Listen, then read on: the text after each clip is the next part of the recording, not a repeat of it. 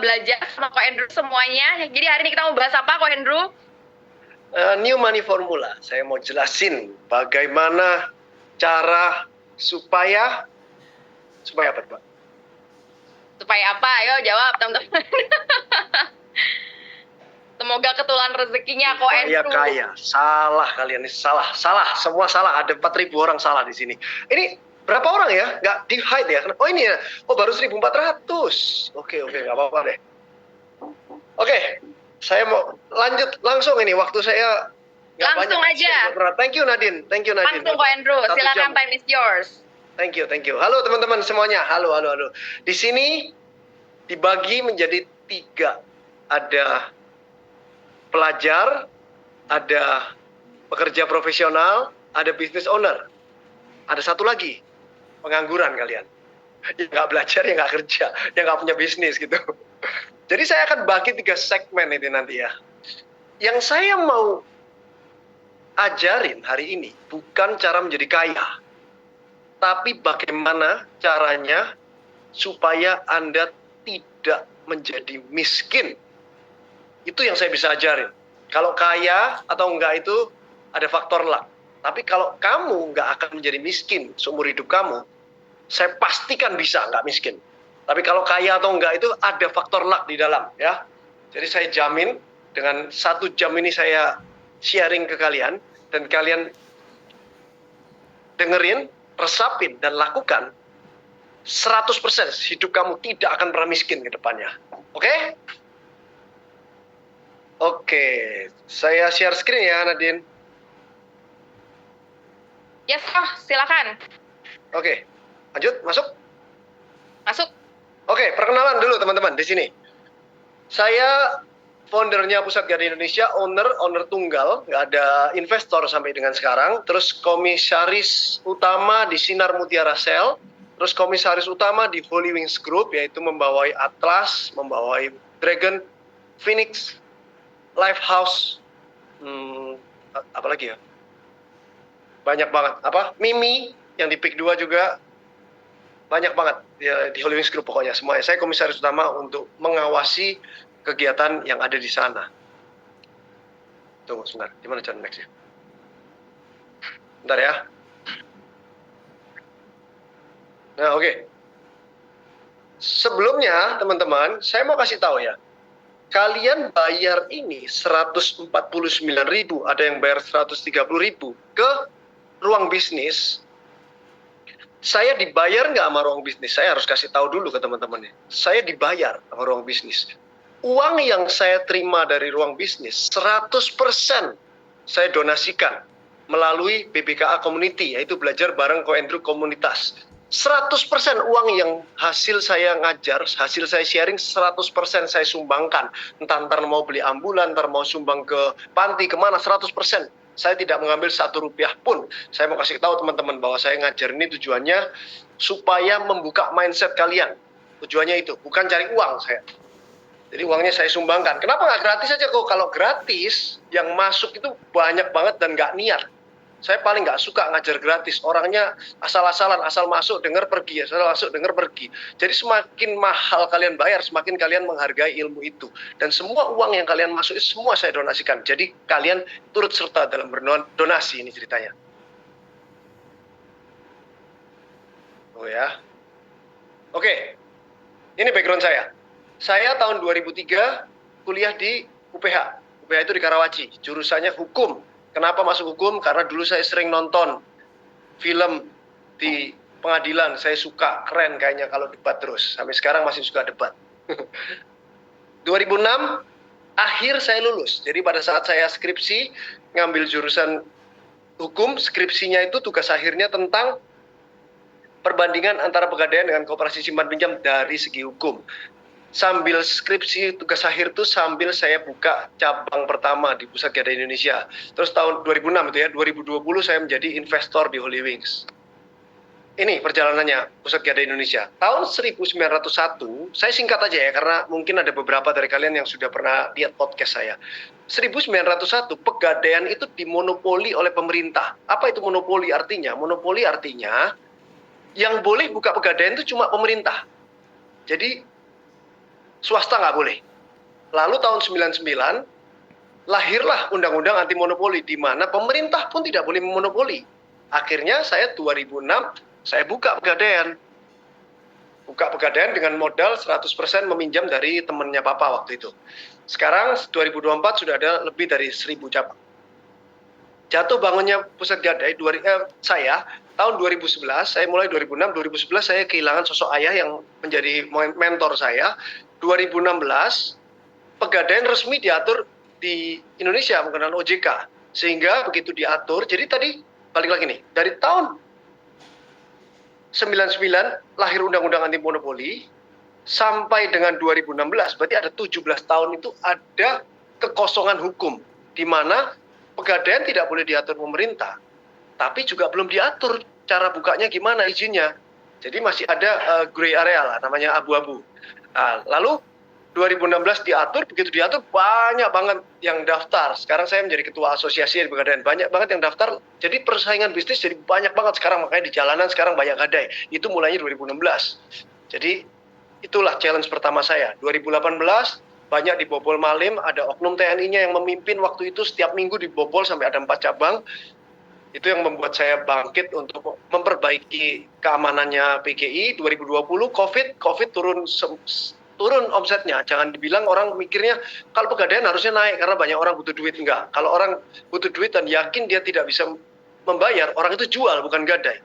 Kalau dia yakin bisa nebus, dia gadai gitu. Makanya saya turun 40-50%. Begitu turun uangnya, berarti banyak yang lunasin. Uang cash saya banyak. Buat apa uang cashnya? Kebetulan Holy Wings Group waktu itu tutup karena PSBB kan, atau COVID lah ya, nggak boleh buka restorannya, dia butuh dana untuk tetap membayar karyawan dan tetap menyelesaikan cabang-cabang yang sedang renovasi. Ya. Makanya itu saya masuk di Holy Wings pada saat itu karena saya ada cash, terus saya masukkan ke sana.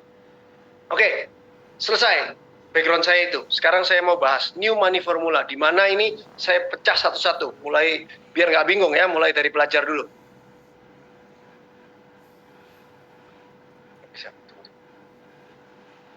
Oke, pelajar ya. Pelajar ini orang yang sedang belajar dan sedang berkuliah, belum bekerja. Nomor satu yang paling penting menurut saya, networking dulu.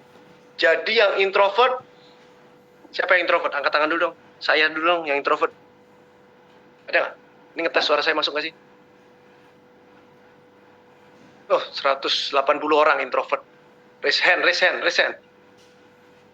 Sabar ya, ini saya itu jarang ngajar Zoom ini, jadi saya kok nggak ngerti kok nggak masuk ini chatnya. Coba dong, lihat nih. Kok nggak ada yang ya? Siapa yang introvert di sini? Nah, ini baru masuk. Oh, telat. Oke.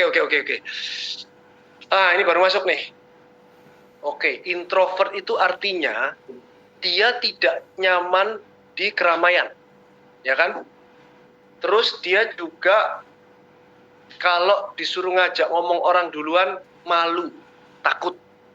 Jadi dia lebih memilih berdiam diri aja deh, tunggu diajak ngomong gitu kan. Ini saya kasih tahu, networking itu penting. Networking itu proses membangun, mengelola, memelihara hubungan atau koneksi dengan individu, kelompok, organisasi untuk berbagi informasi, peluang atau sumber daya. Kenapa perlu networking? Semakin banyak orang yang kamu kenal, semakin kamu pinter. Karena otak manusia itu dilahirkan dengan berbagai macam bentuk dan cara berpikir dan angle yang aneh-aneh. Ada orang antik, ada orang pinter, ada orang lucu, ada orang apa. Jadi dengan adanya itu kamu akan menyerap tuh. Kamu ngobrol sama 5 orang, sama kamu ngobrol sama 1 orang, sama ngobrol sama 50 orang, itu berbeda. Sebentar ya. Ya, itu berbeda. Jadi kamu akan mendapatkan semakin banyak angle-nya, kamu otaknya akan semakin kritis. Karena kamu lihat kotak itu bisa nggak lihat kotak. Itu kenapa nggak bulat, kamu mikir gitu. Kenapa ini harus kotak? Yang bulat kenapa ini nggak kotak? Jadi kamu semakin luas. Ilmunya dapat dari banyak orang, itu nyerap ke kamu. Jadi nggak bisa kalau cuma kamu mau saya baca buku sama lihat YouTube doang, nggak bisa. Kamu harus terus. Mau nggak mau, introvert, extrovert, apa nggak penting, tetap tabrak dulu. Saya juga introvert kalau kamu tahu. Saya itu introvert. Saya juga nggak bisa ngajak ngomong orang duluan. Ini sekarang ini harus dipaksa, harus keluar dari zona nyaman. Karena ini mendukung karir masa depan kamu. ya, terus memanfaatkan hidden opportunities. Jadi semakin banyak kamu ketemu orang, itu makin banyak opportunities. Jadi orang bilang kaya itu ada faktor keberuntungan. Faktor keberuntungan itu ada pada saat kamu mengambil opportunity itu. Kalau kamu semua bilang enggak, kapan datangnya kesempatan itu?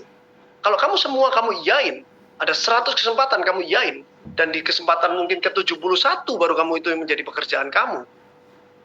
Ya itu menjadi luck. Yang orang bilang luck itu. Tapi kalau kamu semua no terus, yes-nya kadang-kadang ke-10 yes, ke-20 yes. Berarti kan kalau 100 kan kamu cuma 10. Kemungkinan kamu menjadi kayanya kan ya semakin kecil gitu. Itu untuk perluas terus ya. Jadi penting networking itu. Challenge-nya sekarang. Nah, ini challenge-nya. Apa yang menjadi? Malu atau kurang percaya diri? Kalau kamu malu atau kurang percaya diri, coba kamu mulai dari lingkaran kecil. Teman sekelas. Atau teman sebelah kamu dulu deh, satu bangku. Coba kamu ingat-ingat. Kalau teman sebelah kamu yang satu bangku itu yang ngajak ngomong duluan, kamu atau dia. Kalau dia mulai sekarang, besok saya ngajak ngomong orang. Nggak apa-apa, ditolak, diketawain, dicela, dimaki, nggak apa-apa. Daripada kamu nggak pernah dicela, nggak pernah dimaki, nggak pernah diketawain. Akhirnya nanti 10 tahun lagi baru pertama kali kamu dimaki, baru pertama diketawain. Mendingan sekarang, jadi kamu sudah pernah, kamu harus pernah melakukan apa itu semudah mungkin pada saat kamu pelajar. Jangan sampai kamu nanti baru mulai berbisnis, baru mulai sesuatu yang basic itu. Jadi mulai sekarang kamu harus coba ya. Terbatasnya lingkungan, kalau hanya fokus lingkaran pertemanan itu doang, nggak akan berkembang. Langsung, ini yang saya penting nih ya. Penting, catat. Aktifkan sosial media kalian belajar.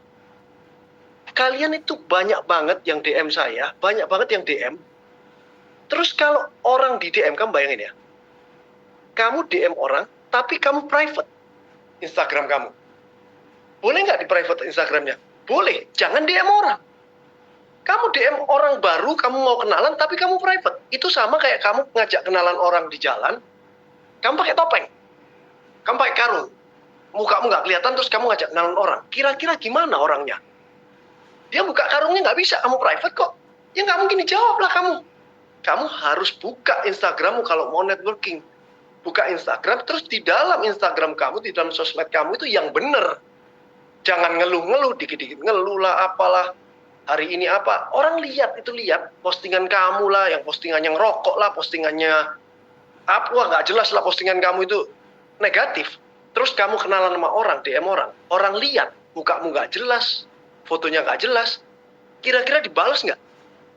Nggak dibalas aja udah syukur kamu nggak diblok.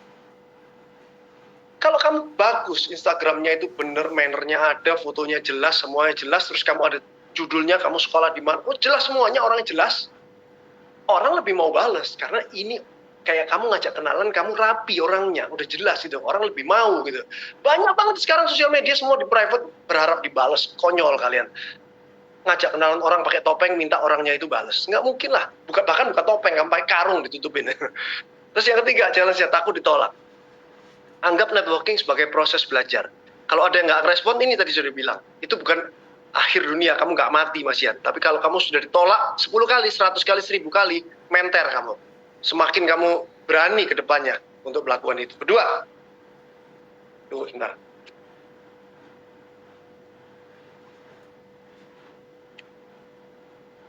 Bentar ya. Ini saya sambil baca ketikan cara gimana. Tunggu sebentar teman-teman. Nah ini udah.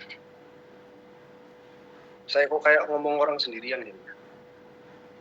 Oke, nanti pertanyaan. Ini kan saya bagi segmen pelajar, pekerja, sama business owner.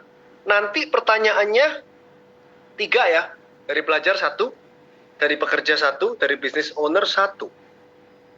Pertanyaan yang saya jawab adalah pertanyaan yang belum ada di podcast saya. Kalau udah ada di podcast saya nggak mau jawab. Kalian puter lagi podcastnya gratis.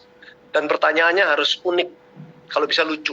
Kalau bisa pokoknya pertanyaan itu dibacain 1.500 orang ini ketawa. Harus gitu. 1.800 orang ini ketawa gitu ya.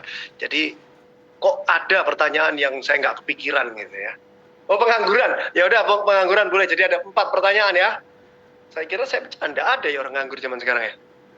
Oke, pengangguran boleh tanya. Berarti nanti Nadine tolong disiapkan 4 pertanyaan yang paling unik, aneh, yang menurut Nadine saya nggak bisa jawab. Kasih pertanyaannya itu. Tapi harus berguna pertanyaannya itu, kalau dijawab berguna untuk 1.800 orang itu ya.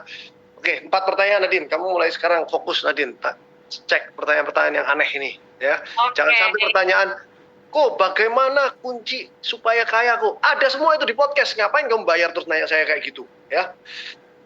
Gitu Nadine. Oke, lanjut, masih panjang ya. Tunggu. Integritas, nomor 2 integritas. Tadi networking ya, nomor 1 ya untuk belajar. Kedua integritas. Integritas itu adalah keselarasan antara nilai, kata, dan tindakan. Jadi kamu harus punya integritas, di mana pada saat kamu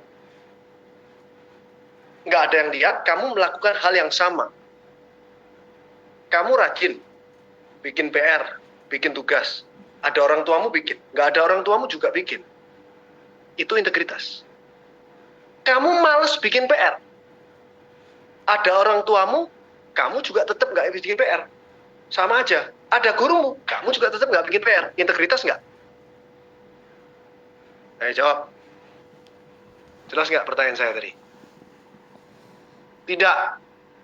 Mana? Kok yang jawab 2 orang doang, gimana sih? Oke. Jawabannya tetap berintegritas itu, bukan tidak. Namanya integritas itu ini loh tadi, keselarasan antara nilai, kata, dan tindakan. Jadi kata-katamu itu kamu nggak kerja PR, tindakanmu ya nggak kerja PR. Kalau ada orang lain dia tetap nggak kerja, saya nggak pura-pura kerja PR. Kalau kamu lagi kerja PR, ada orang yang tetap kerja PR. Nggak ngaruh. Saya sesuai, pokoknya saya ini ya ini gitu. Itu integritas. Jadi sesuai yang saya mau, jangan tidak berpura-pura, ngerti nggak? Bukan masalah kamu kerja PR atau nggak kerja PR-nya, nggak penting itu. Bingung? Tanya teman sebelahnya kalau bingung. Banyak yang ngerti, ada juga yang nggak ngerti. Meskipun nggak dilihat, sama dilihat, sama. Ngerti nggak? Bukan kamu kalau dilihat nggak dilihat, kamu kerja PR, bukan. Sama kamu. Kamu males bersih-bersih nih, ada. Kamu disuruh ngepel lantai, males kamu. Kamu males. Terus pada saat yang nyuruh datang, kamu pura-pura ngepel, itu nggak integritas. Kamu ngepel, ada yang datang, tetap ngepel. Kamu nggak ngepel, ada yang datang, tetap nggak ngepel. Karena kamu nggak mau. Itu namanya integritas, sesuai dengan nilaimu sama omonganmu gitu. Jadi bukan masalah plus atau minus, tapi kamu punya prinsip. Saya ini ya ini, gitu. Bukan berpura-pura. Itu integritas, ya paham ya? Jadi kamu harus punya integritas tuh. Oh, lewat. Tunggu. Oke lanjut.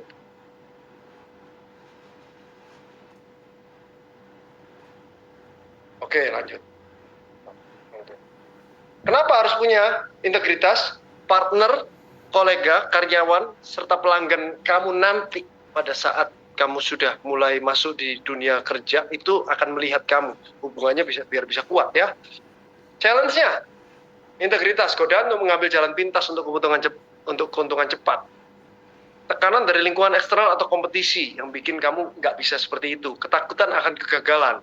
Ini solusinya ada. Nanti ini akan dikasih. Saya nggak sempat bacain. Ini buat kamu pokoknya ya. Jadi ini challenge-nya, pada saat kamu harus integritas itu banyak banget godaan yang membuat kamu untuk tidak bisa mempertahankan integritas kamu untuk kenyamanan sesaat kamu. Supaya terlihat keren, supaya tidak terlihat jelek. Itu challenge-nya. Justru kamu kalau tetap seperti itu, konsisten kamu ke depan, itu justru makin keren. Apa adanya orangnya. Jarang banget orang yang apa adanya itu. Semoga kalian menjadi salah satu itu untuk supaya ke depan menjadi maju. Ketiga, personal branding. Membangun citra diri yang unik dan menggambarkan siapa dirinya, apa kaliannya, nilai apa yang dia tawarkan. Ini nih, yang tadi saya bilang senggol dikit tadi di networking kan. Medsos kamu itu serapi apa? Sebenarnya apa? Kamu kalau punya kalian jago gambar, kasih gambarmu di post. Kamu jago main game, kamu jadi immortal. Post immortal kamu. Kamu jago apa? Post dia, kamu nggak jago apa-apa. Cari yang kamu jago. Kamu bikin sampai jago, post itu. Jadi orang lihat itu tahu kamu itu siapa gitu ya. Challenge-nya takut dinilai atau dikritik oleh teman. Jadi ditutup. Terus konsistensi dalam mempertahankan personal branding. Terus. Walaupun nggak dibalas terus, tapi yang penting tetap Positif terus, positif terus, positif terus ya. Malu dan tidak percaya diri rata-rata. Perlahan-lahan pasti bisa. Keempat, track record. Track record tuh rekam jejak kamu ini penting. Jadi mulai sekarang kamu masih pelajar ya. Mulai sekarang jangan pernah nipu temenmu. Jangan pernah bully teman kamu. Jangan pernah ngatain teman kamu. Jangan pernah melakukan hal yang negatif. Jangan pernah membuang sampah sembarangan dalam hidupmu. Itu sekecil itu saya bilang. Karena nanti pada saat kamu kerja umur 30, 40, 25, oh itu orang yang dulu ngebully orang. Itu si A yang dulu buang sampahnya sembarangan. Itu si A yang dulu kalau diajak temenan gini. Itu nempel. Sampai kamu mati nanti umur 70, namamu ada. Itu si A yang waktu SMA itu gini. Jadi dari sekarang, track record kamu harus bagus sampai ke depan. Jangan ada hal yang negatif sama sekali yang bisa kamu lakukan secara sadar ya. Kalau nggak sengaja ya udah, aku ini kesalahan. Tapi kalau bisa kamu pelan-pelan kamu pikirin secara sadar, jangan ada negatif. Karena itu akan membantu kamu networking, membantu kamu di dunia kerja nanti. Di dunia kerja itu akan dilihat kamu. Sekarang HRD itu lihat Instagram kamu, medsos kamu, tanya ke teman kamu ada apa pada saat kamu diterima ya. Kamu mau naik jabatan, dia akan tanya secara teman-temannya, kamu dulu gimana sekolahnya, kamu dulu ujiannya gimana, bahkan tanya gurumu nanti orang itu gimana, itu semuanya. Masih mending kalau kamu sekolahnya cuma nakal doang, tapi kalau kurang ajar udah nggak mungkin bisa naik jabatan, malah dipecat yang ada. Ini track record, membuktikan kredibilitas, menilai konsistensi, membantu evaluasi diri. Ini, peran track record membuktikan dobelan ini. Satu aja nih, hapus ya, dobelan. Kesimpulannya track record itu seperti rapor kamu dalam dunia kerja. Jadi kalau kamu sekarang kelas 3 SMA, atau kamu semester 2, semester 3, dan raportmu itu jelek, bisa nggak kamu hapus raportnya? Nggak bisa. Itu akan nempel seumur hidup kamu. Udah jelek ya jelek, nggak bisa apa-apa. Jadi kalau sekarang bisa disadarin, kalau bisa rapor kamu jangan sampai merah. Rapor secara karakter kamu jangan sampai merah. Perhatiin, ini kalau saya melakukan ini, dia sakit hati nggak? Kalau saya melakukan ini, saya menyakiti hatinya, siapa yang akan sakit hati? Kamu harus pikirin supaya kamu itu benar terus semuanya ya. Menjaga track record yang positif. Ini kuncinya. Sampai di sana, pelajar. Oke, pelajar? Ada berapa ini pelajar? Silakan bilang saya. Ini apa sih? 20 menit pelajar selesai ya. Pelajar selesai, silakan tanya nanti Nadine untuk yang pelajar-pelajar ini ya. Silakan, bentar lagi saya masuk bekerja. Yang pelajar silakan keluar. Bercanda, jangan keluar beneran. Supaya kamu tahu di dunia kerja itu gimana ini sekarang ya. Oke. Kalian hebat. Pelajar sudah bisa berdonasi. Oke, sekarang pekerja atau profesional. Masuk. Nadine dicari ya pertanyaan pelajar yang paling banyak, yang unik, yang kalau saya jawab semuanya senang gitu kira-kira Nadine. Dari pelajar. Oke. Sekarang pekerja. Pertanyaan yang paling basic. Kapan saya bisa naik jabatan? Kapan saya naik gaji? Itu yang ditanyain terus orang ke saya. Saya boleh nggak bilang ke bosku kalau saya minta naik gaji? Saya boleh nggak bilang ke bosku aku minta naik jabatan? Kapan kok? Tepatnya itu kapan? Waktunya kapan? Saya kan kurang terus gajinya ini. Ini, kamu harus melebihi target atau tanggung jawab yang diberikan. Atasan rekan mengakui kontribusi Anda. Tim atau atasan Anda bergantung pada Anda untuk keputusan atau tugas strategis. Ini. Jadi, kamu harus orang yang sangat berguna di perusahaan kamu. Di mana kalau kamu nggak masuk, perusahaannya goyang. Nah, itu tuh. Begitu kamu nggak masuk, perusahaannya goyang. Kalau kamu nggak masuk, perusahaannya lupa ada kamu. Jangan minta naik gaji kamu. Jadi kamu itu sangat penting di perusahaan itu. Bosmu itu kalau nggak ada kamu keteteran deh pokoknya. Aduh, matilah kalau nggak ada kamu itu stres. Bosmu nggak bisa kerja deh pokoknya. Nah, kalau kamu udah kayak gitu itu baru kamu itu boleh minta naik gaji itu boleh, tapi bukan berarti harus ya. Tapi setidaknya kamu sudah memenuhi kriteria itu. Karena bosmu bingung mau cari karyawan baru buat gantiin kamu aja susah banget. Karena kamu ini top banget. Harus sampai segitunya. Itu yang refleksi diri nih sekarang kalian bekerja. Jangan-jangan saya nggak masuk nggak apa-apa, ada yang teman saya gantiin gitu, malah teman saya lebih bagus gitu. Udah jangan minta apa-apa gitu. Oke? Terus, susah. Oke. Kuasai, supaya kamu jadi tidak tergantikan, nomor satu, kuasai keahlian unik. Jadi, unik. Excel deh, misalnya. Excel aja, gampang deh Excel. Di satu gedung kamu ya, satu gedung kamu itu, Excel kamu ini paling jago luar biasa. Lainnya jago sih, tapi saya jagonya minta ampun deh secara Excel deh. Cepet banget, kamu minta apapun, bikin kolom, rumus apa, semua saya jago banget. Kamu pasti dicariin terus tuh, bukan sama bosmu doang. Atasanmu, bawahanmu, timmu, pasti dipanggil kalau ada apa-apa. Simple, itu baru Excel. Keahlian unik yang kamu sangat master oleh itu. Terus selalu berinovasi, selalu belajar sesuatu walaupun tidak disuruh.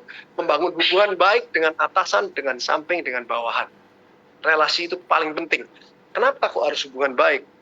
Manusia ini tempat tidak luput dari salah loh. Nggak mungkin kamu bisa benar terus. Tapi kalau hubungan kamu dengan atasan, tengah, dan bawah kamu baik, pada saat kamu salah, ditutup-tutupin oleh teman kamu. Pada saat kamu benar, dilapor-laporin sama atasanmu. Kalau hubunganmu nggak baik, kamu benar, nggak ada yang ngomong. Begitu kamu salah dikit aja, waduh, digosipin langsung satu gedung.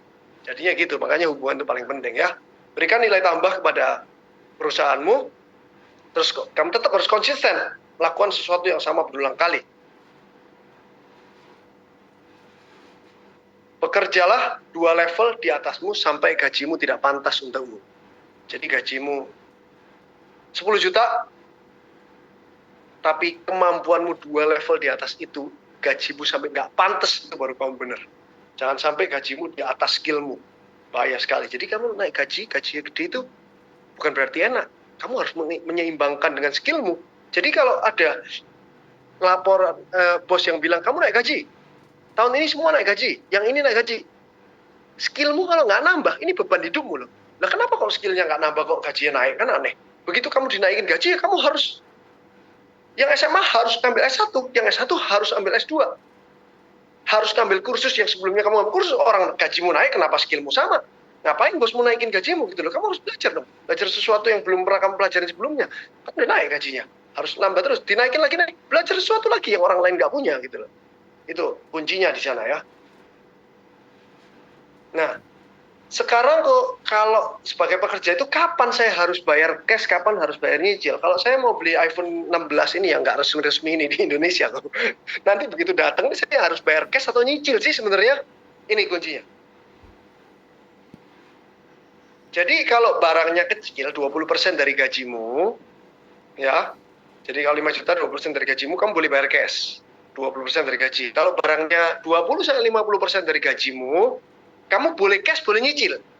Nah, kalau barangnya mahal, 50-100% dari gajimu, nyicil aja kamu. Daripada kamu nanti nggak punya uang cadangan. Bahaya sekali. Kalau sangat mahal, lebih dari gajimu, nyicil aja. Jadi kamu tetap harus punya duit untuk pegangan. Nanti korelasinya di depan, kenapa harus ada pegangan gitu ya. $10 pasif lebih berharga daripada $1.000 aktif. Gajimu itu adalah sekarang itu aktif income. Kamu harus cari pasif income. Dimana makanya saya bilang harus nabung. Kalau digaji berapapun harus nabung. Tabungannya itu diinvestasikan. Diinvestasikan sehingga mendapatkan $10 pasif ini loh. Pasifnya kecil aja, nggak apa, $1 juga nggak apa-apa deh. Yang penting pasif. Nanti, Bro Kalimas Sada akan menjelaskan gimana supaya pasif dan aman. Saya bilang ya, bukan berjudi, pasif dan aman. Sampai mati nanti saya itu masih dapat $1 terus setiap bulan. Atau $10 terus setiap bulan. Jadi kan gaji misalnya 5 juta nih. Kalau punya pasif income 500.000 aja sebulan, udah enak hidupmu, kamu nggak mati sih. Seumur hidup 500.000 itu yang harus dikejar. Makanya harus berinvestasi, bukan dihabis-habiskan uangnya. Kebebasan waktu pada saat kamu punya pasif. Ya kan, stabilitas jangka panjang. Jadi kamu itu tenang. Kalau kamu punya pasif income yang banyak, 5 juta aja kamu punya pasif income, karena kamu nabung selama 10 tahun, nabung gila-gilaan, terus hasil tabunganmu itu bisa mendapatkan 5 juta per bulan, kamu udah gak takut sama bosmu. Kamu udah gak takut dipecat sama bosmu. Jadi gajimu anggap aja 25 juta. Tapi kamu punya pasif income 5 juta karena nabung 10 tahun. Kamu gak takut sama bosmu. Dipecat pun nggak apa-apa, bukan berarti kurang ajar. Tapi kamu jadi lebih berani berekspresi, kamu lebih berani menyampaikan pendapatmu. Karena kamu udah nggak ada ketakutan dipecat. Dipecat pun nggak apa-apa, tapi kamu lebih berani. Kalau kamu nggak punya apa-apa passive income, yang ada di pikiranmu adalah jangan sampai saya dipecat, jangan sampai saya dipecat, gitu terus. Akhirnya kamu nggak ngomong apa, nggak ngasih masukan apa-apa, akhirnya nggak naik-naik jabatan. Makanya saya bilang, harus ada passive income walaupun kecil, 1 juta 2 juta pun udah merasa aman kan kamu. Setidaknya saya bisa bayar kos 1 juta, makan 1 juta, ya nggak mati lah. Nah kalau gitu udah enak, kamu itu udah ada financial stability, itu kamu lebih nyaman lah intinya. Ini ya, kenapa nggak berharga, waktu dan energi itu terbatas kalau kamu aktif terus. Kamu tetap harus punya pasif, pokoknya ketergantungan pada berkelanjutan kerja. Begitu dipecat, udah bingung cari kerjaan di mana ini. Kalau saya nggak dapat kerjaan dalam 2 bulan, saya udah nggak makan nih, mau minta orang tua malu, orang tua juga nggak mau ngasih. Itu yang jangan sampai ada di otak kamu nanti, makanya itu kamu harus berhemat terus. Kesimpulannya, $10 pasif lebih berharga daripada $1.000 aktif karena pendapatan pasif memberi Anda kebebasan waktu, stability, dan potensi untuk tumbuh. Intinya financial stability itu jauh lebih berharga daripada kamu mencari kekayaan sekaya-kayanya. Yang penting itu stabil dulu. Gak semua orang itu bisa kaya, tapi semua orang itu bisa stabil finansialnya. Itu kamu kejar dulu deh. Begitu kamu udah stabil finansial, otak kamu akan lebih lancar mikirnya. Kamu akan lebih bisa memutuskan mau ngapain. Itu satu langkah supaya kamu bisa lebih kaya. Kalau kamu belum stabil, kamu pikirannya adalah survival mode terus. Gimana caranya saya bisa makan? Gimana caranya saya bayar cicilan? Terus-terusan gitu. Ya, cicilan jangan sampai 30% dari gaji. Oke, lanjut. Sekarang Nadine, silakan yang di pekerja itu silakan tanya setelah dari slide ini. Kalau bisa nanya di slide ini, di luar slide juga nggak apa-apa sih. Oke, Ko Hendro, ini banyak banget sih yang tanya dari pekerja ya. Oke. Dari pelajar juga ada tadi. Pelajar juga ada. Nanti satu-satu aku bacain ya, Ko Hendro ya. Ini satu-satu. Enggak. Maksud saya yang pelajar 1, bisnismen pekerja 1, bisnismen 1, pengangguran 1. Oke. Mau aku bacainnya pekerja dulu ya? Enggak, yang pelajar dulu. Oh, yang pelajar dulu. Oke. Yang pelajar apa saya jawab dulu aja, yang pelajar capek saya ngomong sendirian gini. Oke. Ada nggak yang lucu dan menarik dan yang bisa membuat 2.000 orang ini tertawa dan terhibur? Ada kok satu. Dan aku rasa ini kasih 2 deh, saya jawab salah satu. Ini relate, ini kayaknya relate sih. Ini relate sih kayaknya sama banyak orang ya. Ini caranya, sebentar. Caranya muka saya keluar di komputer ini gimana ya? Sebentar.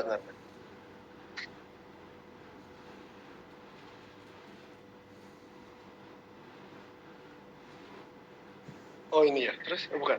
Sebentar ya, sorry ya.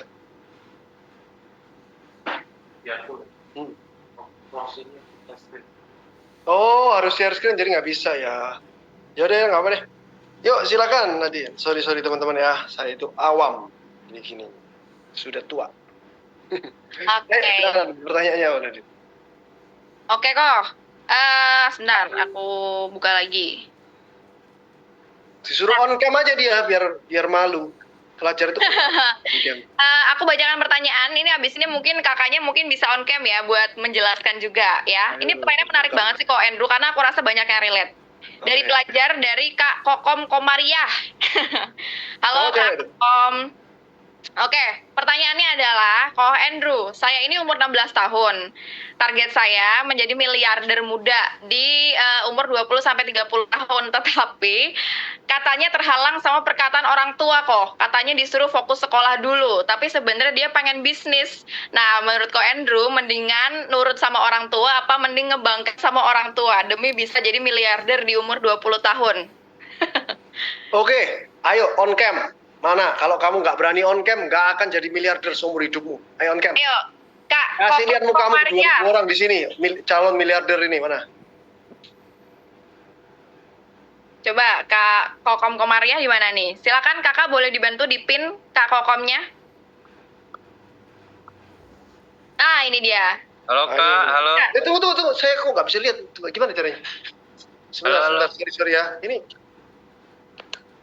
Sorry gelap Kak. Oh, dia itu namanya pakai akun orang tua saya. Nggak apa-apa. Mana Rin? Caranya gimana? Oh, ini screen sharing jadi nggak bisa ya? Ditutup dulu gitu ya? Atau gimana sih? Bisa stop sharing dulu kok Andrew. Oh, harus stop sharing dulu. Stop sharing dulu terus nanti kita pin Oh ya udah, oke, stop sharing dulu. Nah, oke, ayo, Kokom, calon miliarder. Nama asli saya Aska kok. Oke, Aska, kamu di kota mana? Saya di Kota Bogor. Bogor, oke. Ayo, pertanyaanmu apa? Jangan dibaca, ngomong aja langsung. Jadi saya kan punya bisnis kok. Jadi kebetulan minggu depan saya ujian. Nah, sedangkan bisnis saya itu punya target yang lumayan besar lah ya, kemungkinan bisa jadi PT gitu. Bisnis apa? Tetapi saya disuruh sama orang tua saya itu selalu untuk belajar. Nah, kan kebetulan belajar saya itu kurang gimana ya? Jadi saya selalu fokus ke bisnis saya gitu loh kok. Bisnisnya apa kok, Aska? Kebetulan saya di bidang ini kok, hewan. Jualan hewan atau gimana? Iya kok, lewat online. Hewan apa? Kebetulan juga bisa dropship juga sih. Hewan apa? Reptil kok. Belinya di mana? Saya biasanya ada teman yang biasa siap nampung gitu kok. Oke, siap. Pertanyaanmu? Saya bisnis, tapi saya disuruh sama orang tua saya untuk serius belajar. Itu gimana kok? Pertanyaannya apa? Saya bisnis kok, tapi saya disuruh belajar, jadi nggak boleh bisnis gitu. Jadi fokusin ke belajar dulu sampai lulus sekolah. Gitu, Oke, thank you Kokom. Saya jawab. Aska kok. Itu Oh, nama orang tua saya. Aska. Kamu anaknya Dedi ya? Aska Corbusier. Ya ampun. Oke, Aska, saya jawab sebisa saya ya. Tapi jangan disampaikan orang tua ya jawaban saya ya. Oke, aman kok. Orang tuamu nggak ikut kan di sini? Lagi keluar kok. Aman. Nggak ikut di Zoom saya kan? Enggak. Oke, ini berarti bayar 149.000 dari hasil penjualan reptil gitu ya. Oke, thank you. Aska, saya jawab ya. Saya jawab sebisa saya. Di close aja camnya udah, Nadine. Thank you. Oke. Jadi gini, Aska dan teman-teman lainnya ya. Kalau berbisnis boleh. Tapi kalau disuruh fokusnya sekolah, kalau saya sebagai orang tua kamu, saya juga akan nyuruh kamu fokus sekolah. Bukan berarti nggak boleh berbisnis. Tapi kalau kamu berbisnisnya lebih fokus daripada sekolah, itu yang nggak boleh. Jadi kamu tetap harus bisa memanage waktu. Kamu belajar time management namanya. Dimana kamu bisa sekolah, ya nggak usah terlalu pinter deh, nggak usah nilainya 190, 80, 75 deh. Tapi kamu punya waktu buat berbisnis gitu loh. Fokusnya di sekolah. Di sekolah itu nggak usah terlalu pinter, tapi jangan sampai dianggap orang jelek. Balik lagi track record gitu loh. Harus bisa bagi waktu gitu loh. Jadi jangan terlalu fokus di bisnis, hilang sekolahmu. Kalau kamu nggak bisa bagi waktu sekarang, sekolah sambil berbisnis, nanti kamu pada saat berbisnis, karyawanmu ada 100, kamu juga nggak bisa bagi waktu, cabangmu yang pertama, kedua, caranya gimana. Jadi dari sekarang belajar manajemen waktu, Aska namanya. Jadi orang tuamu puas atas sekolahmu, tapi kamu juga masih bisa bisnis. Jadi kamu harus berjanji kepada orang tuamu. Walaupun saya berbisnis, saya ada waktu. Sekian jam sampai jam sekian, saya fokus di bisnis. Sekian jam sampai segini, saya fokus di sekolah. Dan saya janji, sekolah saya pasti naik kelas terus. Nggak mungkin nggak naik kelas. Dan setidaknya saya memuaskan. Nggak perlu terlalu bagus, tapi saya puas. Secara sekolah, memuaskan orang tua. Itu baru bisa. Kalau kamu masih belum bisa manajemen waktu, belajar, ada dua. Belajar manajemen waktu, Eisenhower Matrix, atau kamu berhenti bisnis, fokus di sekolah. Kalau saya jadi kamu, belajar manajemen waktu. 1 jam, 2 jam untuk bisnis, atau 3 jam untuk bisnis, tapi sekolahnya tetap fokus, gitu ya. Waktu itu 24 jam, panjang banget tuh, harusnya bisa. Bisnis kalau kamu pendek, tapi fokus, terarah, hasilnya akan bagus. Oke Aska, semoga membantu Aska dan teman-teman lainnya. Oke, mau lanjut pertanyaan lagi kok atau mau langsung Enggak. lagi? Cukup untuk belajar, sekarang pekerja. Sekarang pertanyaan pekerja atau materi lagi? Oh ya udah, sambil materi sambil kamu cari ya, kerja ya. Oke. Oke, saya share lagi. Oke, businessman sekarang, pekerja. Orang-orang yang kaya. orang-orang yang setidaknya bisa mempunyai karyawan dan menghidupi orang lain. Tanggung jawab kalian besar. Saya punya BBKA community untuk 3 ini, bisnismen, pelajar, dan pekerja ya. Di mana bisnismen itu saling menguatkan, saling mensupport. Jadi di BBKA community ini ternyata WA grup itu cuma bisa 2.000. Jadi saya repot sekarang harus dikikin, dan sekarang nantilah saya lagi cari admin. Ini untuk membantu bisnismen ya. Saya mau cari admin orang-orang yang niat-niat doang, yang niatnya niat apa? Niat belajar dan niat ngajar. Jadi tujuannya nanti bisnismen ini saya mau kumpulin nih untuk ngajarin pekerja dan pelajar gratisan. Nah gitu ya. Jadi jangan saya doang yang gratisan, kalian juga harus mau ngajarin gratisan. Saya nggak bisa kok, saya baru mulai. Kamu masih lumayan lah setidaknya dibandingin orang yang belum mulai bisnis gitu loh. Kamu harus mau ngajar ya. Jadi saya bikin community ini semuanya gratisan pokoknya. Tapi saya akan sortir terus lah 2.000 ini jadi orang-orang 2.000 pilihan nanti. Bisnismen adalah orang berperan aktif dalam kegiatan bisnis, tidak menggunakan waktunya, tapi dia menggunakan otaknya untuk membuat sistem sehingga bisa berjalan dengan sendirinya. Kapan bisnismen harus bayar cash, kapan harus nyicil? Pada saat kamu mau beli barang mewah, bisnismen ya, barang mewah, jam tangan, mobil mewah, dan lain-lain, harus cash menurut saya. Jangan sampai kamu nyicil. Kalau kamu masih nyicil berarti kamu nggak sanggup. Mendingan kamu nggak usah beli barang mewah seumur hidup kamu. Atau sampai ada duitnya. Duitnya harus lebih-lebih. Jangan pas-pasan. Duitnya 10M, mobilnya 10M. Enggak. Mobil duitnya udah berkali-kali lipat. Bingung buat apa, boleh beli. Itu baru cash. Jangan sampai nyicil sesuatu barang yang premium. Ya. Terus apa yang boleh dicicil? Yang boleh dicicil adalah barang yang produktif. Jadi punya kerjaan misalnya, perlu nambah armada untuk supaya pekerjaannya semakin besar.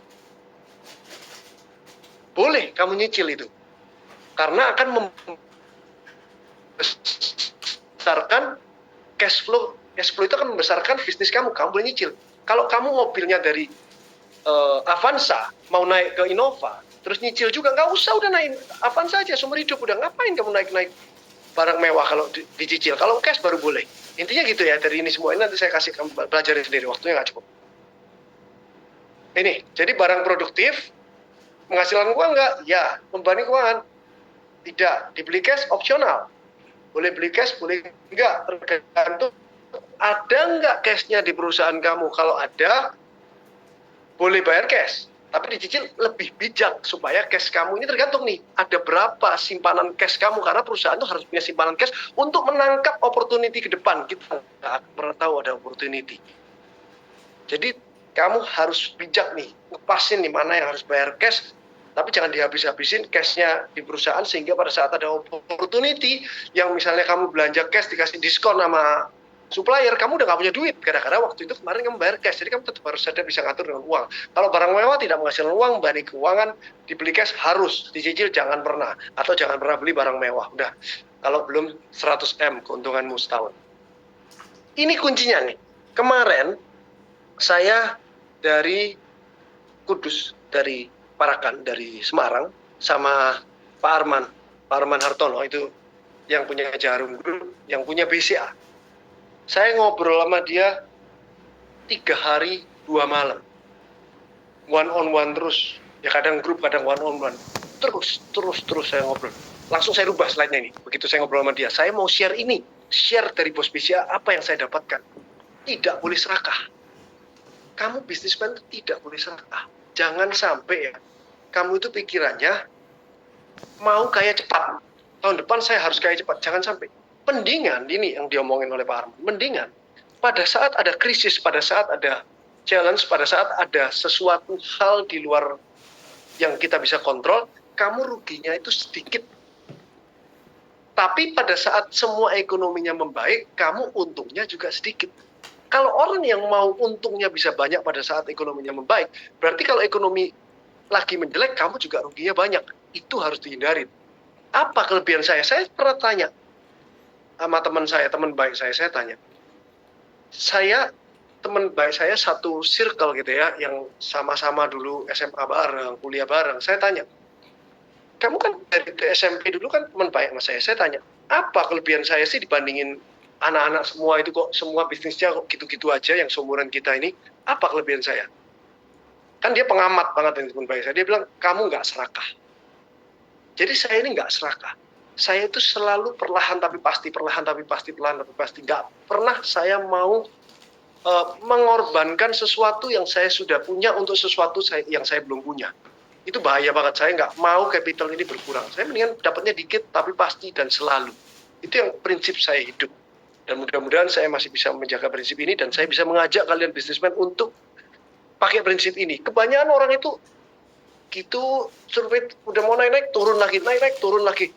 Mendingan tuh pelan-pelan tapi terus. Kamu kalau lihat itu tuh sahamnya BCA kalau kamu tarik tuh ya 20-30 tahun itu kan gini saham lain kan gini tuh kalau serakah. Jadi itulah kuncinya yang saya setuju juga ya. Jadi hati-hati, jangan buru-buru kaya. Nih nggak serakah, kamu menghancurkan reputasimu kalau kamu serakah. Terus merusak hubungan dengan pelanggan, menimbulkan masalah hukum, menyebarkan putusan jangka pendek. Ini penting ini yang biasa orang serakah itu kalau masalah hukum itu dikasih sesuatu tawaran yang too good to be true. Itu bisnismen, kalau orang tahu sebelahnya kiri kanan tahu kamu bisnismen, kamu punya uang, banyak banget tawaran yang bisa melipat gandakan keuanganmu dan itu semuanya omong kosong. Coba kamu ingat-ingat, bisnismen sekarang, saya ngomongin bisnismen semua ya. Kamu ingat-ingat, ada berapa puluh orang yang nawarin kamu, berapa ratus orang yang nawarin kamu peluang bisnis lainnya yang datang berkali-kali. Dan tidak ada satupun yang menguntungkan lebih daripada bisnismu sendiri. Tapi kamu iyakan gara-gara kamu serakah. Kamu merasa, untung ini daripada bisnisku enak ini nih. Begitu kamu ambil, akhirnya jelek. Ambil, akhirnya jelek. Udahlah, nggak ada yang too good to be true. Jangan mimpi lah. Mendingan kamu fokus di bisnismu, pelan-pelan berkembang, tapi 20 tahun lagi, ngeri banget. Itu yang saya mau sharing ke kalian. Bisnis yang besar dibangun dengan strategi, bukan keserakahan. Oke, silakan pertanyaan. Oke, ini sekarang dari bisnis atau pekerja kok? Kerja dong. Pekerja ya, tadi pekerja belum ya? Oke, wait, aku tadi udah... Bentar. Nah, ini kok. Ini menurut aku menarik sih, dan aku rasa kayaknya banyak yang merasa di pekerja. Dari Valentino Romar. Valentino Romar mau on cam aja sambil aku bacain ya, harus on cam. Bacain dulu aja, bacain dulu. Biar jelas. Bacain dulu ya. Jadi gini kok. Ini kok untuk pertanyaan pekerja nih. Apakah kalau misalnya kita nih kerja ya, terus kita tuh punya value yang lebih dari pemimpin, lebih dari atasan kita lebih pintar, kita lebih cerdas ya. Nah, kira-kira kita tuh harus diam aja, ngikutin arahan aja, atau tuh sebenarnya kita tuh boleh banget nih buat kayak ngasih advice atau ngasih apa gitu. Apakah itu bisa membuat posisi si leadernya jadi berasa kayak gimana gitu kalau misalnya karyawannya bisa lebih pintar dari mereka. Nah, itu tuh gimana kok enaknya memposisikannya gitu. Kalau misalnya dia lebih pintar dari bosnya, misal gitu. Oke, thank you. Ayo sekarang on cam dong. Nanti ketahuan bosnya dia. Biarin lah ya. Coba Valentino Romar, ayo on cam. Ayo on cam. Boleh, kakak boleh dibantu kakak Valentino Romario. Udah aku unmute ya, kakak Valentino. Pertanyaan mantap. Ayo relate. Ayo. Saya video aja ya, saya story gitu biar ketahuan bosnya gimana. Sorry kok, sorry. Nanti aku repost. Nanti bosnya komplain loh.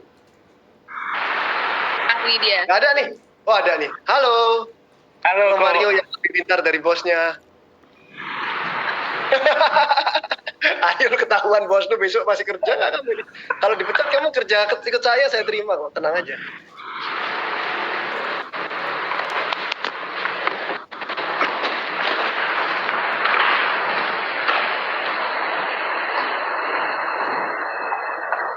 Oh, semua suka dengan pertanyaanmu, Romario. Istimewa kamu. Orang-orang yang bayar 149.000 dan 130.000 promo ini jadi senang gara-gara kamu. Apa-apa, berisik-berisik, yang penting ngomong aja. Ayo, gimana pertanyaannya? Pertanyaannya nih kok, ketika Dari kota mana kamu, Romario? dari bagaimana kok? Kota mana? Kota mana? Sebenarnya asli saya di Sulawesi Utara kok.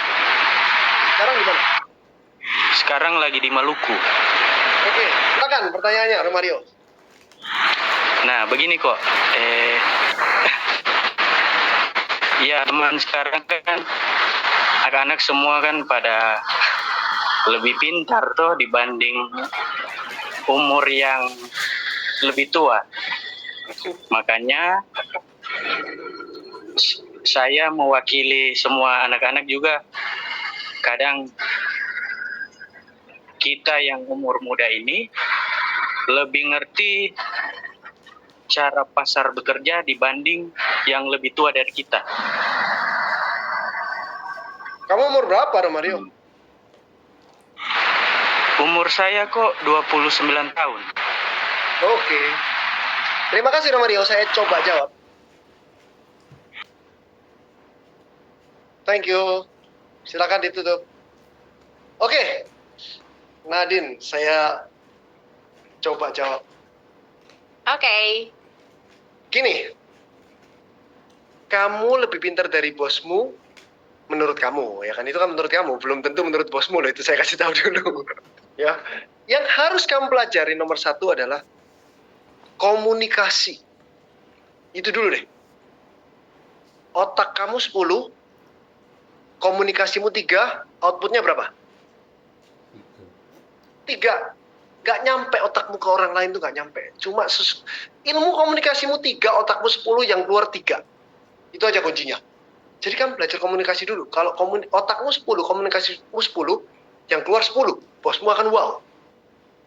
Belajar komunikasi itu artinya apa? Belajar cara menyampaikan dengan indah dan tidak menyakitkan perasaan bosmu dan di waktu yang tepat, di tempat yang tepat. Kalau kamu nggak belajar apa-apa, kamu nggak punya EQ, kamu nggak ngerti. Saat meeting kamu tabrak aja langsung, dipecat kamu. Cara nyampeinnya itu harus rapi, harus tahu kalau misalnya pakai ide saya ini akan menjadi seperti ini, tapi kelemahannya bisa jadi gini. Nyampeinnya di mana? Kapan? Pada saat bosmu lagi kesel, pada saat bosmu lagi... Jadi gini, lift. Kalau penuh kamu masuk, dia bunyi. Kalau liftnya kosong, kamu masuk, dia nggak bunyi. Jadi pastikan bosmu di liftnya itu masih kosong dulu. Jadi kamu bisa masuk ke dalam, jadi bisa masuk idemu. Belajar komunikasi dulu. Bisa sampaikan, harus disampaikan. Tapi pastikan komunikasimu di atas otakmu. Karena kebanyakan rata-rata orang itu otaknya pinter-pinter, tapi nggak bisa menyampaikan apa yang isi otakmu. Nah kita sebagai bos juga nggak bisa ngerti apa isi otakmu kalau komunikasinya lemah. Makanya belajar komunikasi dulu. Gitu Romario ya. Oke, semoga bisa segera disampaikan ke bosnya. Oke, Nadine, saya mau kebetulan baca ini sedikit, saya harus bahas sedikit nih. Nathan Tandra, ini banyak ini di komen-komen ini. Komen-komen di Instagram saya bahas sedikit nih. Saya ingin bertanya terkait Sinar Mutiara Sell-nya Ko Andrew. Dia sampai bilang reseller pasti kaya. Saya punya pengalaman 2 tahun kerja di counter. Kebetulan terima gadai handphone dan jual beli HP second juga. Tapi menurut saya harga barang di Sinar Mutiara Sell masih tinggi dan dibanding dengan kualitasnya. Apa itu artinya? Barang di Sinar Mutiara masih tinggi dan dibanding dengan kualitasnya. Wah, nggak ngerti tulisannya apa. Intinya, banyak yang bilang, di Sinar Mutiara harganya nggak murah kok. Harganya nggak murah kok. Di mana ada handphone harganya yang murah? Saya tanya. Kalau ada saya yang beli deh, saya siapin 1 triliun. Misalnya nih handphone 15, iPhone 15 nih, pasarannya 15 juta gitu. 7 juta murah nggak? Pasaran secondnya 15 juta, 7 juta murah nggak? Murah kok, itu baru murah kalau ada 7 juta. Kalau ada 7 juta saya yang beli 1 triliun. Jangan mimpi dapat setengah harga terus untungnya kali 2 gitu loh. Ini bukan murah, ini bisa dijual. Reseller di Sinar Mutiara itu kalau nggak murah, dia kenapa bisa beli sampai 1 miliar 500 juta, bisa beli rumah, bisa beli Ninja, bisa beli Fortuner. Lah dia gimana caranya beli barang mahal bisa untung? Orang yang maunya cari yang harganya murah banget, mana ada di dunia ini barang murah sih, saya tanya coba. Saya tanya orang-orang yang kepinginnya shortcut kaya terus, yang mintanya harganya setengah harga ini langsung dijual beli di sini 7 juta, lempar langsung 10 juta, dapat 3 juta, mana ada. Yang ada kamu beli 10 juta, dijual 11, 10 juta 200, dapat 200 ribu doang kok. 200 ribu, jadi kuli aja kamu harus ngangkat 1,5 hari 200 ribu. Tinggal ngoper doang 100 ribu, tinggal ngoper doang 50 ribu, tinggal beli pos di mana? Topet, pos di mana untuk 50 ribu, 25 ribu, kecil amat untungnya. Belinya 1000 biji juga nggak kecil, belinya satu ya kecil. Kalau kamu minta 1 biji untung 1 juta, gimana kalau ada kayak gitu itu saya tanya. Kalau ada kasih tahu saya yang beli. Jangan mimpi lah di dunia ini, ada mungkin ya. Kalau kamu buka counter-counter itu mendadak ada orang butuh duit, butuh cepet, ada. Tapi sebulan ada berapa biji di sana? Sinar Mutiara kamu ada terus setiap hari. Ada terus setiap hari. Tapi untungnya gitu 50 ribu, 100 ribu, 150 ribu. Gimana kayaknya? Kalikan itu. 100 ribu kalikan 1000. Berapa detik? 10 juta, 100 juta untungnya sebulan. 100 juta gulung terus. 1 tahun 1 miliar, 5 tahun naik terus, naik terus, naik terus. Itu caranya kaya. Bukan saya itu garansi kaya. Beli 5 juta, jual 10 juta. Nggak ada lah. Jangan cari yang too good to be true. Banyak juga di DM saya. Banyak banget ini. Apalagi terakhir-terakhir. Kan Pusat Gadai Indonesia sama Sinar Mutiara itu kan ditiru banyak orang di TikTok tuh. Yang palsu-palsu tuh. iPhone 15, 2 juta 500. Lelangan Pusat Gadai Indonesia. Yang niru kan ada 10, ada 100 tuh. Terus di DM ke saya, kok ini bener nggak kok harga segini? Ini bener nggak kok jalan segini? Saya kasih tahu kamu ya. Kamu kalau mimpi kepingin untungnya langsung banyak gitu ya, jangan mimpi, nggak ada yang too good to be true. Kalau sesuatu yang kemurahan, blok orangnya. Ada teman kamu yang nawarin ini murah, blok nomornya. Siapapun yang nawarin kamu, kenal nggak kenal. Kalau harganya kemurahan dari pasaran, blok aja dia. Itu artinya dia mau nipu kamu. Nggak ada lah barang murah kemurahan itu. Kalaupun ada, itu barang gelap biasanya. Barang curian kayak barang apa. Oh, jangan aneh-aneh. Too good to be true bilang nggak mau saya. Saya mau perlahan tapi pasti. Yang langsung kaya gini nggak ada selama ini. Udah, itu jawaban saya. Silakan, Nadine dari pebisnis. Oke. Aku ada pertanyaan menarik nih kok. Ini lucu sih. Menurut aku lucu ya. Dari Kak Iwan. Pertanyaan dari Kak Iwan adalah, kok saya ingin membuka 100 warteg. Nah, ini Iwan Warteg ya. Iwan Warteg kita panggil ya. Apa sih kok yang harus dilakukan untuk manajemen di toko pertama? Di toko ke-10, nih kalau misal toko pertama udah buka dan buka sampai 10, nah di toko 10 nih, apa yang harus dilakukan bersama manajer area, atau kepala toko, atau sistem di dalamnya, supaya tetap berkelanjutan sampai 100 toko ya. Mungkin ini dari pertama aja nih, gimana caranya nih kok? Kalau buka warteg pertama, Orang tapi kalau ini kita udah sudah 100, punya warteg belum? Kalau belum punya warteg bukan pebisnis nih. Oke, kita cari Online lagi. ini. Silakan coba, bener nggak? Saya tanya langsung. Iwan, halo, selamat siang Iwan. Ya, siang Go. Di mana? Di kota apa Iwan? Saya di Malang. Malang. Wah, sama Bro Kakak. Malang dia. Ini masih rencana aja Go, tapi untuk apa namanya? Untuk saya membukakan jalan pikiran saya supaya nanti setelah lulus kuliah ini saya akan mulai bukanya. Oke, Iwan, saya akan jawab. Kamu DM saya akan jawab pertanyaan kamu, tapi nggak sekarang, Iwan. Saya akan jawab kamu secara detail. Karena sekarang saya harus jawab pertanyaannya pebisnis yang sudah punya bisnis. Takutnya ini orang-orang ini saling menunggu, Iwan. Tapi saya akan jawab. Kamu DM saya janji akan saya jawab. Saya akan jawab sebisa saya. Saya kasih nomor WA saya, nanti saya akan jawab ke kamu. Oke, Iwan? Iya. Terima kasih Go. Iya Go. Thank you, Iwan. Ayo, Nadine, cari lagi yang udah punya bisnis. Oke kok. Ini ada yang nanya terus banyak banget dari tadi kok. Jadi kayaknya aku bacain aja. Oke. Dari Kak Rabi namanya. Kok saya bisnis owner, masih 19 tahun. Sekarang usahanya di bidang iPhone impor. Puji Tuhan sudah 3 digit. Tapi masalahnya karena usaha saya jalan, uang jajan dari orang tua jadi pelit ngasih. Padahal saya nggak mau pakai uang bisnis sama sekali. Tapi karena uang jajannya diturunin, jadi terpaksa harus pakai. Gimana ya caranya menjaga uang bisnis supaya bisa di-planning untuk bangun kekayaan 5 tahun ke depan? Ini dari Rabi, Kak Rabi. Oke, Rabi. Yuk, sini. Oke, halo, selamat siang kok. Dari kota mana, Rabi? Saya Jakarta kok, cuman kuliah di Malai.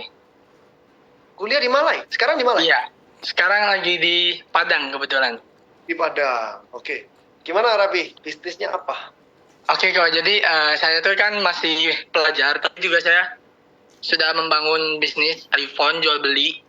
Saya supply ke pedagang di Jakarta. Nah, problemnya adalah saya tuh udah berusaha untuk manage keuangan bisnis saya gitu. Tapi saya masih 19 tahun juga, saya masih dapat uang sangu dari orang tua kok. Nah, problemnya tuh sekarang karena orang tua udah tahu saya ada penghasilan. Nah, kadang-kadang tuh orang tua kayak per bulan suka diturunin jadinya uang jajannya kok. Yang tadinya segini nih, jadi segini kok gitu. Jadi saya terpaksa harus pakai uang bisnis saya gitu untuk keberlangsungan hidup kok. Nah, itu saya pengen tahu dan pengen tanya ke Koko kalau itu tuh sehat gak uang bisnis kita pakai begitu, dan bagaimana caranya kita menyiapkan kekayaan kita tuh planning untuk 1 sampai 5 tahun ke depan gitu kok. Aduh, agak tegang nih. Oke, thank you Raffi dari Padang. Thank you. Oke Raffi, jadi lucu juga ini ya. Udah punya jual iPhone, untung masih kepingin uang orang tua. Ya, mungkin caranya kalau masih kepingin dapat uang dari orang tua supaya tidak membawa di bisnis, bilang rugi kali. Bilang aja, waduh Pak saya rugi Pak. Jadi kamu dapat uang sakunya kali 2 mungkin.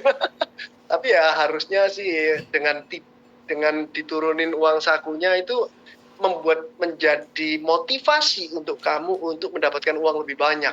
Tapi cara mengatur keuangan sebenarnya simpel banget. Di buku kamu itu kamu taruh uang gaji kamu. Udah, uang gaji kamu berapa? 2 juta. Udah 2 juta itu aja kamu keluarin. Gak boleh lebih dari itu. Terlepas dari kamu umur berapa, udah ambil aja 2 juta tiap bulan. Udah itu aja. Ya kayak hidup kamu aja diturunin. Kamu gak perlu kayak hidup masih umur 19. Gak perlu mewah-mewahan terus. Mendingan kamu putar terus beli iPhone lebih banyak. Jangan lupa belinya di Sinar Mutiara. Untuk planning 5 tahun ke depan, kamu harus bisa bikin projection namanya. Kamu proyeksiin kalau sekarang beli iPhone lakunya berapa, 1 bulan ini berapa, tahun ini rencana mau beli berapa, ditulis supaya menjadi kenyataan. Dan begitu kamu tahu kamu harus beli berapa dan jual berapa dan di mana, kamu akan mati-matian mengejar itu. Kalau kamu cuma ada di pikiran kamu nggak tulis, kamu akan pura-pura lupa otakmu. Enggak kok, saya nggak segitunya. Kalau kamu udah tulis, kamu udah nggak bisa pura-pura lupa.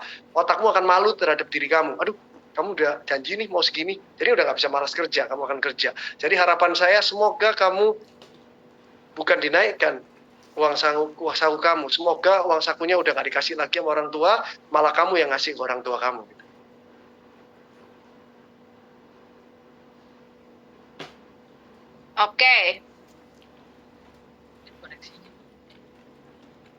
Oke, sudah. Oke, mau ada lagi kok Andrew yang mau dijawab? Nggak ada, kan udah 1 jam. Gini, pesan saya ke teman-teman, sebentar lagi kan profesor tercinta kita seluruh Indonesia ini kan ngisi ya. Iya, pengangguran, lupa. Teman-teman ini bisa aja nih. Oke, yang pengangguran mau tanya lupa. Luar biasa ya. Ayo pengangguran, buka kameranya. Kamu jangan malu-malu. Walaupun nganggur tetap harus pede. Coba yang pengangguran mana? Coba ya kok aku cariin lagi ya. Soalnya pertanyaannya, bentar, yang lebih-lebih. Bentar. Kalau pertanyaannya, gimana Kamu kok? sambil cari ya, saya mau ngomong dulu. Jadi, intinya ya, semuanya ini, jangan serakah, jangan berharap kaya cepat. Semua orang yang kaya cepat bisa nggak? Bisa, tapi kamu mau kayanya seberapa lama? Nggak mungkin bertahan, udahlah. Kamu cepat kaya, terus kamu kepingin lebih kaya lagi. Nggak mungkin orang bilang gini, pokoknya target saya 10 miliar kok udah. Pokoknya udah 10 miliar cukup deh buat saya. Nggak mungkin, udah, jangan mimpi. Begitu 10 miliar kamu kepingin 50 miliar. 50 miliar kamu kepingin 200 miliar. Kalau itu dengan cepat, 10, 50, 200, hancur nol langsung. Nggak ada yang bisa secepat itu. Kalau bisa secepat itu, kenapa saya nggak gitu? Kenapa orang lain nggak gitu? Semua orang kaya, kamu lihat top 10 di Indonesia. Orang kaya, kenapa kok umurnya 60 lah, 70 lah, kenapa? Orang itu sudah pintar, apa nggak kurang pintar orang itu? Kenapa nggak umur 20 dia, umur 30 dia masuknya gitu? Soalnya nggak ada orang kaya cepat. Kaya cepat tuh miskinnya cepat. Jadi jangan serakah. Kalau ditawarin sesuatu yang too good to be true, yang bisa bikin kamu kaya cepat, tolak dulu baru dengerin. Itu yang saya lakukan. Jadi orang ini kan penasaran, pengen tahu dia nipunya gimana kan. Saya bilang gini, saya kasih tahu ya, saya pasti nolak kamu. Silakan cerita. Saya bilang gitu. Kan dia bilang, kok ini bisa dapat sekian persen sebulan kok. Saya pasti nolak kamu. Pasti nggak saya beli produk kamu. Tapi silakan cerita. Saya ingin tahu caranya menipu aku gimana. Jadi supaya kita dapat ilmu, caranya orang nipu itu gimana gitu loh. Ya, dengerin aja. Terus jadi nanti kamu akan diajarin sama Prof. Kakak ini. Prof. Kakak ada lah di sini ya, mudah-mudahan ada. Prof. Kakak nanti akan ngajarin bagaimana cara berinvestasi yang seaman mungkin, Prof. Kakak. Ya, kalau bisa itu seaman mungkin. Jadi dia itu taruh uangnya nggak kena inflasi, tapi bisa dapat passive income, tapi aman. Saya ngajarinnya ini bukan kaya, tapi saya ngajarin kamu dalam hidup ini tidak akan pernah miskin. Nggak ada kata miskin. 2.000 orang di sini tidak pernah menyentuh miskin, tidak pernah kesusahan uang, semuanya financial stability, mudah-mudahan ada yang kaya. Tapi itu bukan jaminan. Tapi yang bisa saya jamin, kamu tidak akan pernah miskin seumur hidup kamu. Itu yang akan diajarin oleh Prof. Kakak nanti. Cara berinvestasi yang benar itu kayak gitu. Ada? Udahan ya dari pengangguran? Ada.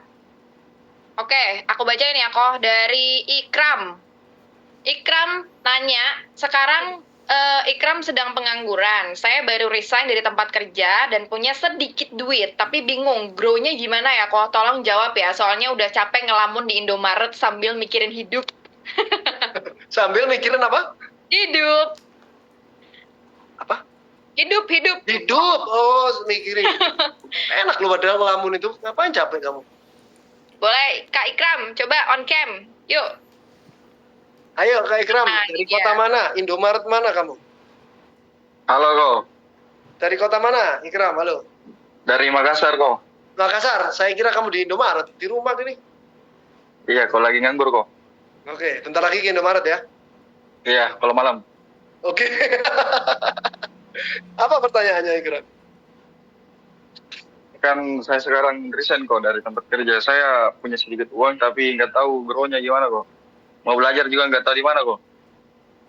Oke, Ikram. Ya, Kalau punya sedikit uang, resign harus kerja lagi kan? Nggak Iya, ngelamar kok. kerja lagi? sedang sebentar Oke, kok. sedang. Ya. Oke. Oke, Ikram masih muda.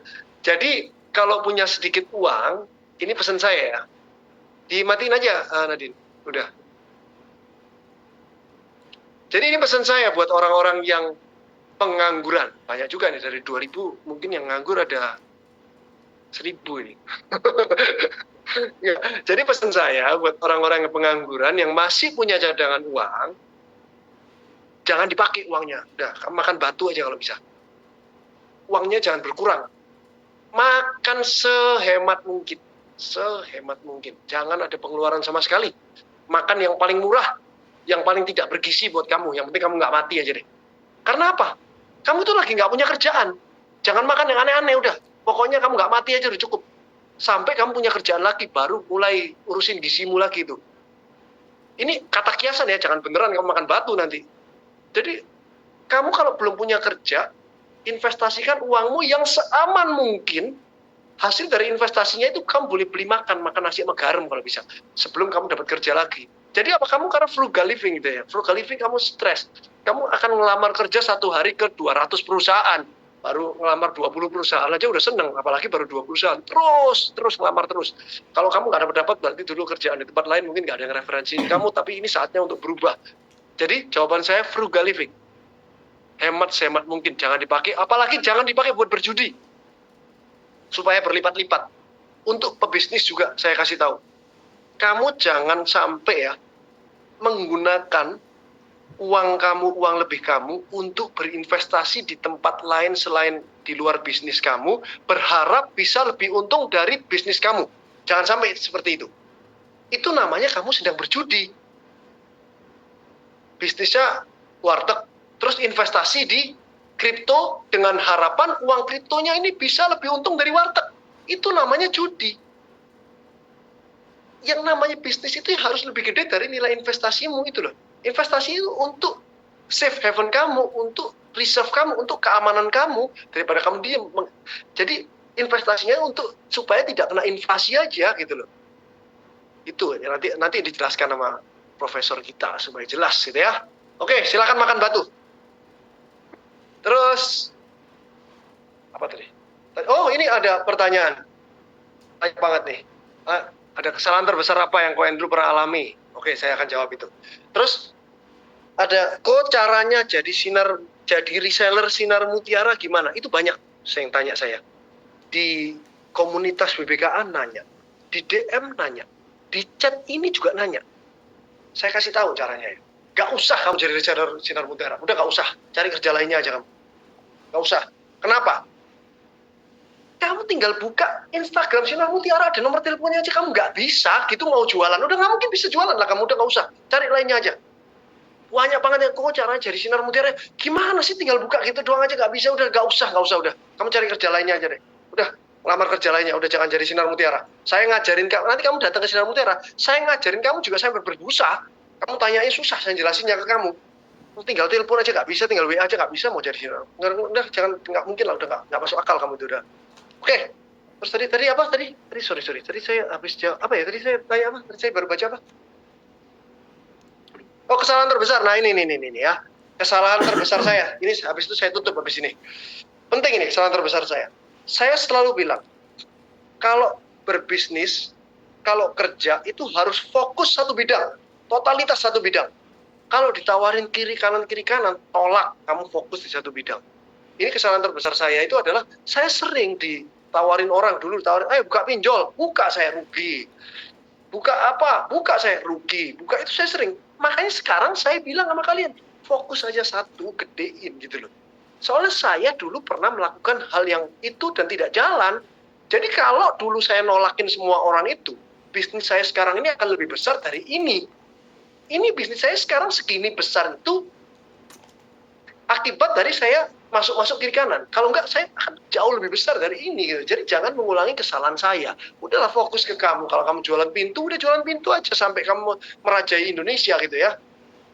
Jualan apa? Kaos kaki? Udah jualan kaos kaki sampai kamu merajai Indonesia, merajai dunia. Kalau bisa udah jangan tawarin ini pengen. Oh, rumput tetangga akan selalu lebih hijau. Dia akan cerita di sini, enak di sana. Kamu masuk sana juga nggak seenak itu. Dia masuk di bisnis kamu juga nggak seenak itu. Gitu ya. Terakhir, kalau bisnisnya ilegal gimana? Tinggalkan, dah. Jangan, bisnis ilegal ditinggalkan. Kamu akan dihantuin rasa bersalah seumur hidup kamu. Dihantuin perasaan ketakutan seumur hidup kamu. Gak worth it punya uang tapi kamu ketakutan. Oke, Nadine saya rasa cukup. Bentar lagi Prof. Kakak akan masuk. Mudah-mudahan teman-teman yang masih punya uang lebih itu bisa dibenerin investasinya yang seaman mungkin. Jangan berjudi. Kalau kamu berharap untung dari investasinya besar-besaran itu namanya berjudi. Saya bukan aliran berjudi. Aliran mindset bisnis yang benar. Pelan-pelan tapi menjadi besar. Alon-alon asal lakon. Thank you teman-teman. Thank you. Thank you so much, Ko Andrew, buat penjelasannya menarik banget, seru banget hari ini. Teman-teman juga pada engage banget, thank you so much. Tadi yang kembarannya Ko Kakak, Prof Kakak, jangan lupa buat DM Ko Andrew ya, yang mau buka 100 warteg, Iwan Warteg ya. Oke, Ko Andrew, ada lagi yang mau disampaikan?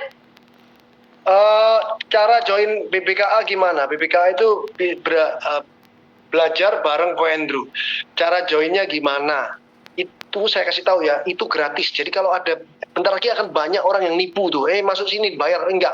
Gratis, itu gratis. Tapi sekarang penuh. Jadi saya lagi cari admin untuk menendang orang-orang yang nggak niat belajar. Nanti begitu udah selesai, nanti di interview semua yang niat belajar, nanti kalian dibuka lagi di Instagramnya BBKA_official. Di sana nanti akan ada form, kalian isi, nanti akan diterima yang niat-niat belajar doang. Dan itu gratis.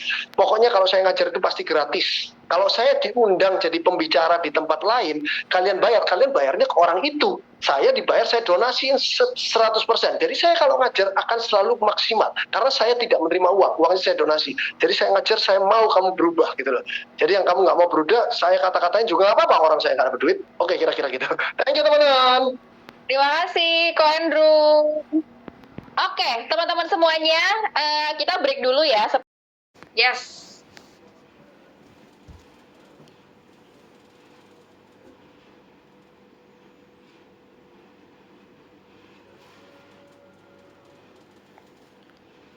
Oke, selamat sore teman-teman semuanya. New Money Formula, pertama-tama saya ucapkan terima kasih banyak atas kesempatan yang diberikan dari Ko Andrew untuk saya juga jadi salah satu pengisi materi di New Money Formula ini. nothing I say is financial advice di semua yang akan saya sampaikan di sini. Teman-teman harus lakukan riset mandiri dan punya kesadaran bahwa cryptocurrency ini merupakan aset dengan risiko tinggi. Nah, sebelum kita bahas mengenai kripto, saya jelasin dulu ya, apa itu sih sebenarnya new money. Karena pasti banyak nih teman-teman nggak tahu ya secara definisi. Dan saya yakin teman-teman ini berpikir ya, kalau ada new money berarti ada juga ya old money. Oke, kita breakdown. Apa sih sebenarnya old money? Apa sih itu new money? Ya, dari sumber kekayaan. Old money ini ya biasanya bukan generasi yang pertama atau kekayaan yang dihasilkan ini warisan keluarga. Sementara new money ini mereka yang dari generasi pertama sudah menghasilkan. Ya mungkin kalau Ko Andrew ini new money ya, tapi duitnya old money ya. New money tapi saking banyaknya duitnya jadi klasifikasinya old money ya. Dan jenis asetnya old money ini adalah aset-aset yang lama, biasanya properti ya. Saham itu peralihan antara old money dan juga new money. Sementara new money kita generasi pertama, generasi perintis, saya pun juga 100% seorang perintis. Orang tua saya adalah pelaku UMKM dan cukup secara finansial. Namun bukan berarti ya saya dapat apapun atau meneruskan usaha orang tua saya, enggak. Jadi saya benar-benar semuanya mulai sendiri dan 100% kekayaan saya itu saya dapatkan dari cryptocurrency, dari new money ini.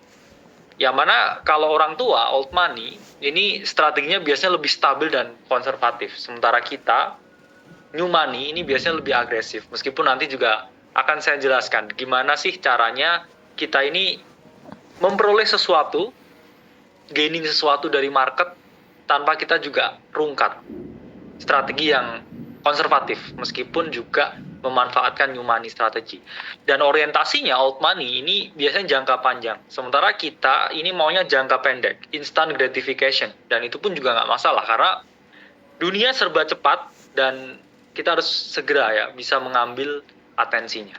Nah, kenapa harus trading kripto? Karena ini zamannya kripto, ya. Ini zamannya di mana aset desentral ini bisa merubah hidup banyak sekali orang. Di mana dulu ya mungkin emas, properti, saham itu milik orang tua kita, bahkan milik kakek dan nenek kita. Ya. Nah, kenapa Bitcoin ini disebut ya sebagai aset yang outlier ya saya bilangnya? Karena kenaikannya ini jauh lebih tinggi dibandingkan dengan aset-aset yang lain. Oke? Jadi Bitcoin ini kenaikannya 154% per 2023 dibandingkan dengan Magnificent Seven, bahkan Ethereum, ya, Triple Q, SPY, dan berbagai aset-aset yang lain. Gold ke outperform dengan Bitcoin di 2023. Dan 2024 ini kita juga bisa melihat rally yang sangat signifikan dari Bitcoin. Nah, saya setuju dengan yang disampaikan oleh Ko Andrew tadi. Jangan keluar pekerjaan kalian, oke? Harus punya active income. Kalau bisa gajinya ditambah, naik jabatan. Passive income, oke? Buat usaha kecil-kecil.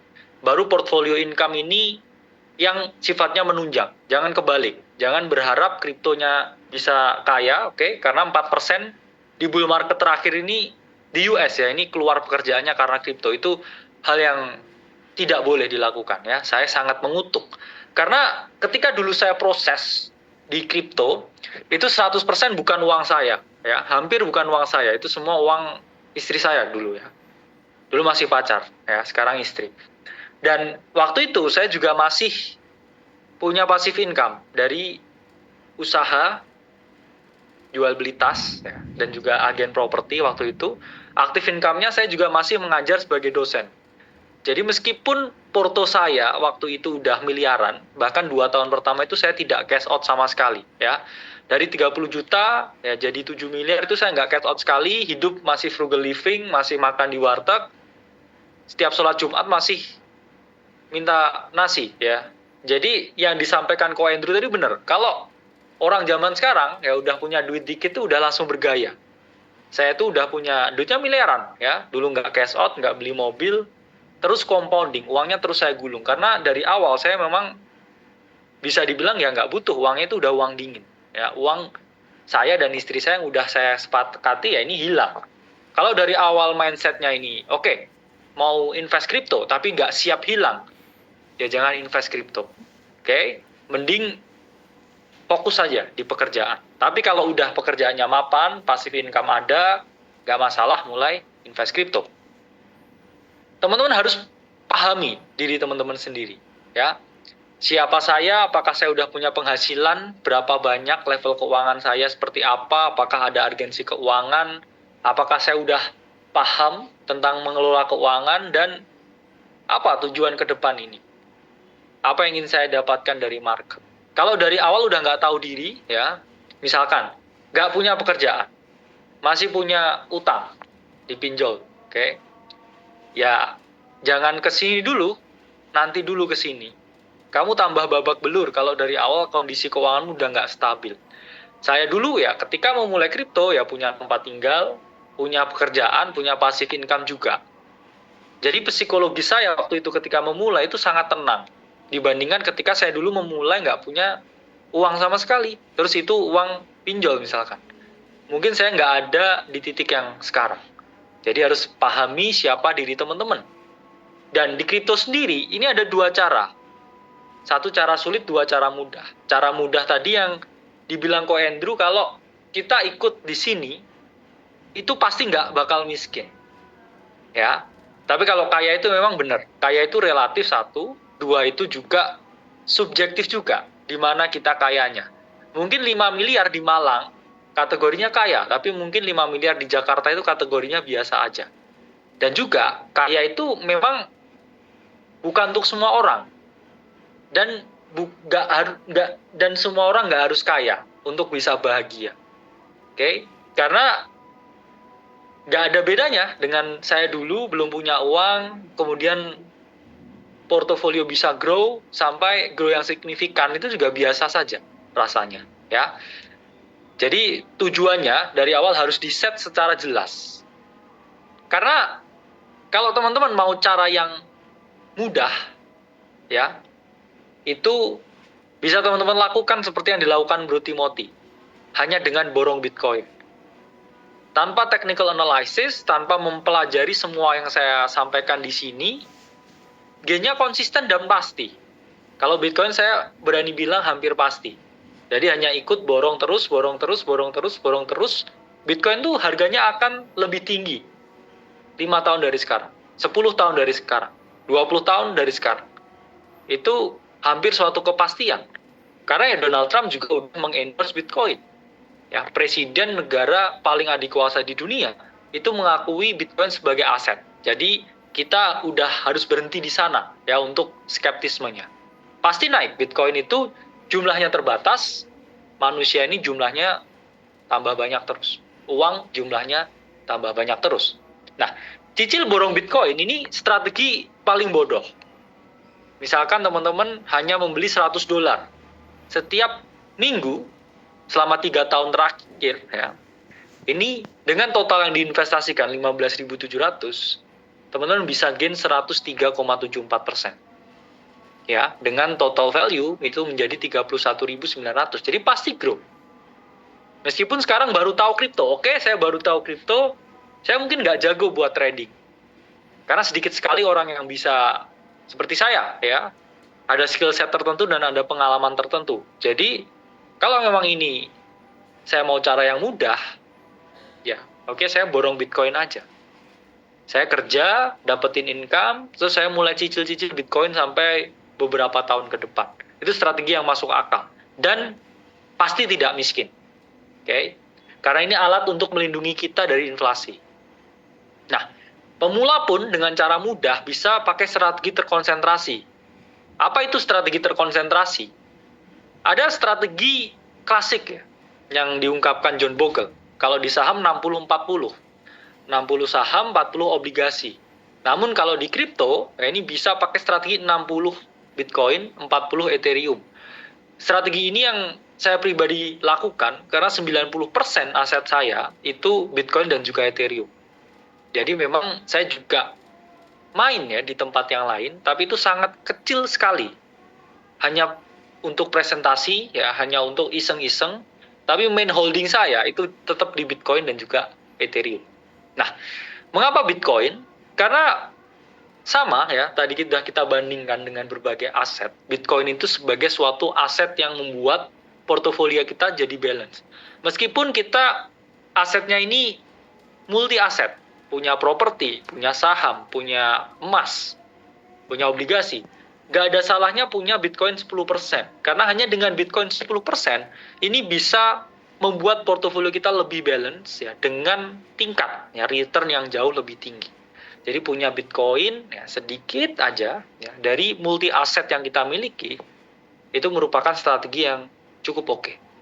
Nah, Bitcoin dan Ethereum itu juga lebih, saya bilang terjamin ya, dibandingkan aset lain. Misalkan kita mau berspekulasi ya, di Shiba Inu, Dogecoin, itu di time frame yang sama ya, ini di 2023, Bitcoin Ethereum rally sendiri, sementara Dogecoin dan Shiba Inu ini turun terus.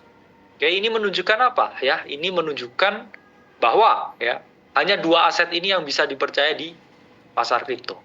Dan Ethereum merupakan aset dengan revenue paling tinggi. Hampir semua perusahaan-perusahaan besar yang membangun aplikasi di atas jaringan blockchain itu selalu menggunakan Ethereum. Jadi Ethereum ini memang kurang ramah ya untuk retail karena biaya yang mahal. Tapi Ethereum ini ramah digunakan untuk perusahaan-perusahaan besar. Itulah mengapa ya, saya lebih tenang ya melihat Ethereum karena saya tahu ini digunakan ya oleh institusi yang besar.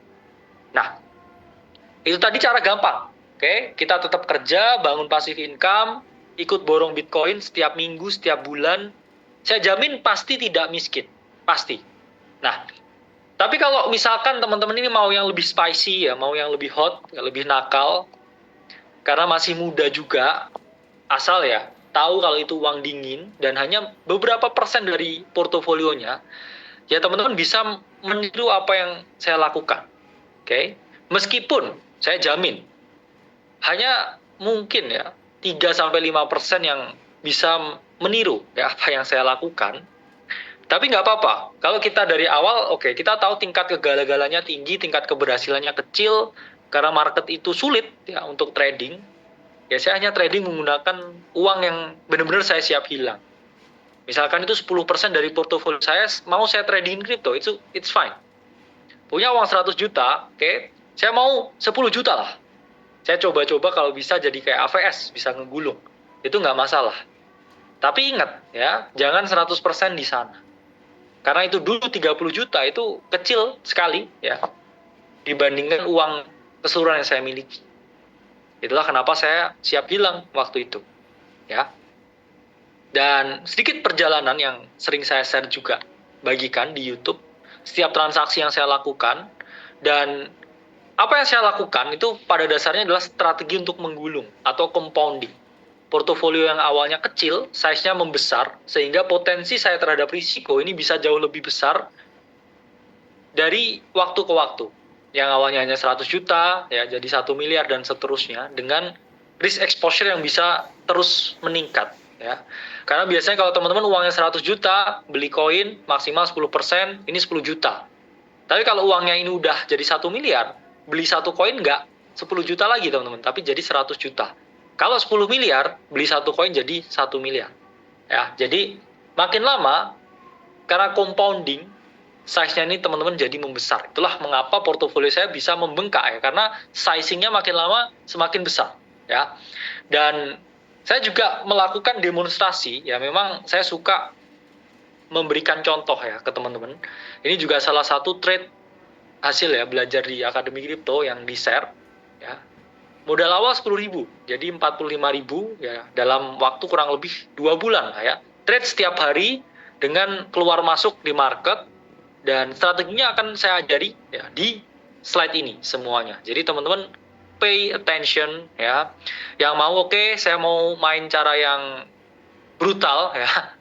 Cara yang bisa kaya tapi kecil probabilitasnya, tentunya dengan uang yang teman-teman siap risikokan hilang ya.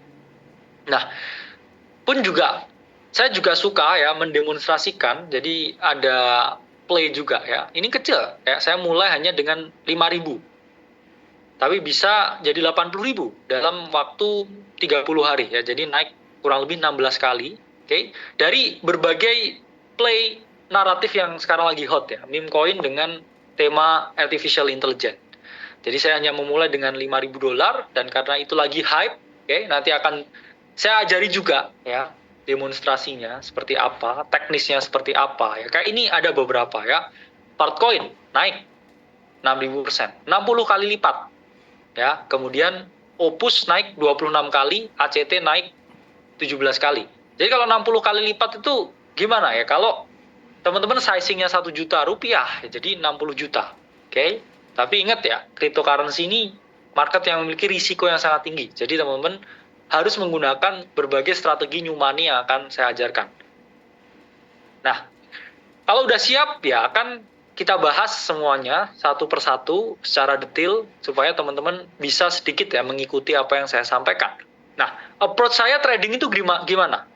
Saya selalu menggunakan pendekatan riset naratif atau naratif research itu 50%. Semua di kripto itu tentang naratifnya apa.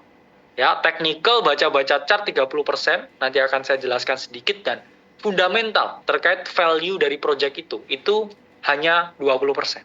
Ya. Nah, apa itu narrative research? Narrative research itu merupakan suatu pendekatan untuk mengetahui kira-kira sektor apa sih yang sedang diincar oleh investor. Sama seperti prinsip ada gula, ada semut. Kalau ada gula, semut pasti datang. Kalau ada kebutuhan tertentu, investor pasti akan mencari sektor tersebut. Nah, di kripto sendiri, ini sektornya ini ada banyak, naratifnya ada banyak. Ya, sehingga teman-teman harus keep on up to date. Kira-kira ada apa sih sekarang yang lagi hot? Kira-kira marketnya ini arahnya kemana? Karena kalau teman-teman tidak mengikuti hype yang ada sekarang, yang ada adalah teman-teman tidak bisa manifest the pump. Teman-teman akan kehilangan momentum kenaikan harganya. Ya, dan ada beberapa cara akan saya jelaskan singkat. Gimana saya ini melihat naratif dari suatu altcoin yang akan naik. Seperti saya tadi, ya, dari 5.000, oke, menjadi 80.000. Dengan mengikuti naratif-naratif yang ada, tentunya dengan terus menggulung, ya, itu contoh kecil yang bisa saya ilustrasikan. Nah, pertama pakai social observation, pengamatan sosial. Lihat kira-kira ada apa sih yang dibutuhkan dunia teknologi sekarang yang bisa direspon dengan berbagai altcoin ini, ya. Caranya pertama, ya, tumbuhin empati, ya, lihat sekeliling, oke. Kemudian bisa didefinisikan masalah apa yang dibutuhkan, dan ketiga, kita bisa invest di proyek tersebut. Contohnya apa? Misalkan ini ada naratif DePIN, oke, Decentralized Physical Infrastructure. Kita lihat misalkan empatinya, oke, layanan cloud computing ini mahal. Masalahnya apa? Soalnya tersentral semua layanannya. Terus kemudian apa nih? Project yang bisa diinvest. Oke, ada naratif DePIN yang mana membuat layanan cloud computing terdesentral sehingga lebih murah. Nah, itu contoh. Oke. Nah, selanjutnya kita juga bisa melihat misalkan naratif kalender atau adanya rotasi-rotasi yang selalu berubah di market kripto. Ini salah satu naratif kalender yang dibuat di Akademi Kripto yang cukup membantu, saya bilang ya, teman-teman yang trading kripto selama tahun 2024 ini, ya. Kalau kita lihat special computing di awal yang Aceh ungkapkan, render naik signifikan. Awal tahun AI, FEDS, terus kemudian TAO naik signifikan di Q1. Di Q2 kita lihat RWA, apa yang terjadi yang ngepump waktu itu Ondo. Nah, sekarang Q3, Q4 CBDC, apa yang ngepump sekarang? HBAR. Yang ngepump lagi apa? XRP, XLM, ya. Teman-teman harus bisa melihat seberapa akurat kalender ini yang disampaikan di Aceh dengan yang kejadian sekarang. Dari special computing ngepump, artificial intelligence ngepump, CBDC ngepump, dan kalender ini pun kita buat di 2023, bukan di 2024. Jadi kita memprediksi apa yang terjadi di 2024 itu di 2023, ya. Bayangkan tingkat presisinya.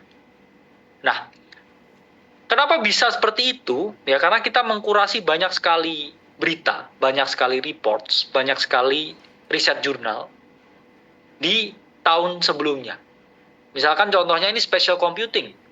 Oke, headsetnya Apple itu akan rilis. Apple Vision Pro ini akan rilis awal tahun 2024. Oke, berarti kita bisa membuat akademik tesis bahwa di Q1 2024 ini akan spatial computing yang hot. Oke, itu dasarnya. Teman-teman bisa kurasi semuanya. Asal ya harus bertanggung jawab berita yang dikutip. Oke. Nah, selanjutnya kita bisa melihat kesinambungan di Web 2 dan juga Web 3. Contohnya apa? Ini misalkan adanya investasi Microsoft ya tentang cyber security, yang mana ada kebutuhan di sektor Web 2 tentang cyber security, ini pun bisa dihubungkan dengan yang ada di Web 3. Proyek kripto apa yang menarik ya kalau misalkan ada kebutuhan cyber security. Oke. Selanjutnya, teman-teman juga bisa gunakan guide dari portal berita, riset news yang ada di kripto ini. Cuman ya, saya selalu harapin teman-teman kurasi dari yang bisa dipertanggungjawabkan sumbernya. Karena di luar sana ada banyak sekali ya potensi scam dari pihak-pihak yang sengaja menebarkan berita-berita tertentu yang tidak sesuai dengan keadaan yang ada. Ya. Nah, selanjutnya bisa lihat kekurangan dari proyek lain untuk menemukan solusi alternatif dari proyek yang lebih bagus. Ya, ini contohnya antara live peer dan render. Ya, ini contohnya. Kenapa? Nah, live peer ini ternyata jauh lebih efisien teknologinya daripada render. Tapi valuasinya ini jauh lebih kecil daripada render. Sehingga kita bisa melihat, oke, berarti live peer ini relatif undervalue dibandingkan render. Dan saat itu, ya, spatial computing yang masih jadi naratif hot. Sehingga ketika kita memposisikan diri di live peer, yang terjadi adalah ada kenaikan yang signifikan dari live peer, dari harga live peer itu sendiri. Ya.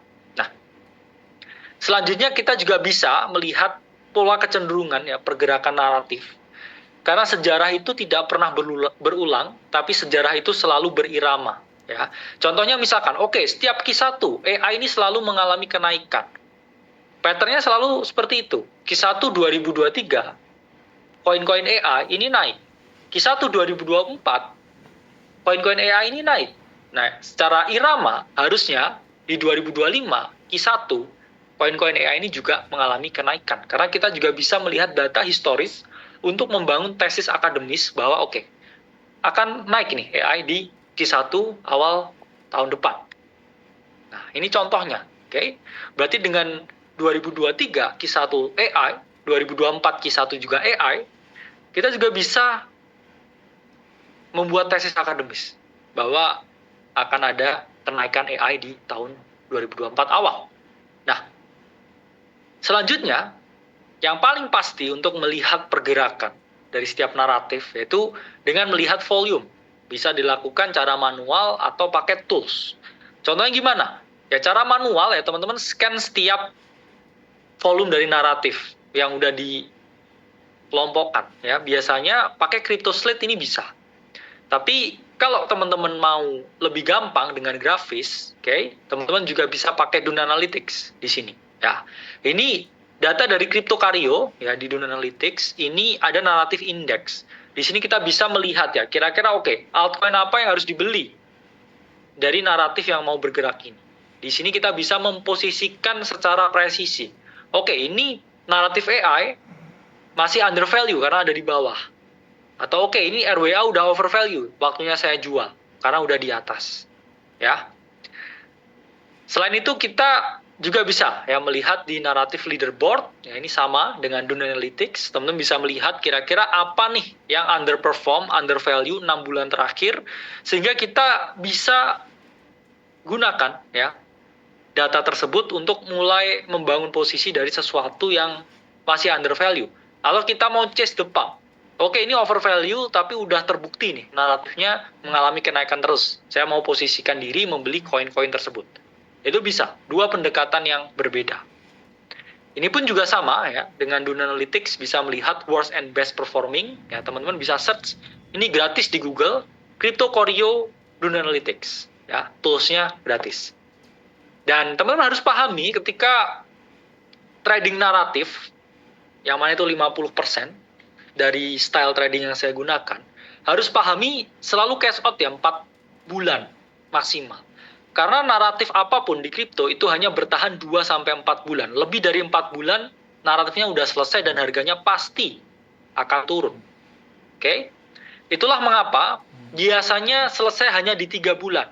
Bulan pertama ini selesaikan pembelian. Bulan kedua ini teman-teman moon back. Atau teman-teman jual 50%, amanin modalnya. Baru di bulan ketiga dan bulan keempat, teman-teman udah menjual semuanya. Udah nggak punya exposure dan udah jadi cuan. Untuk kemudian apa? Digulung lagi, dicompoundingkan ke naratif yang selanjutnya.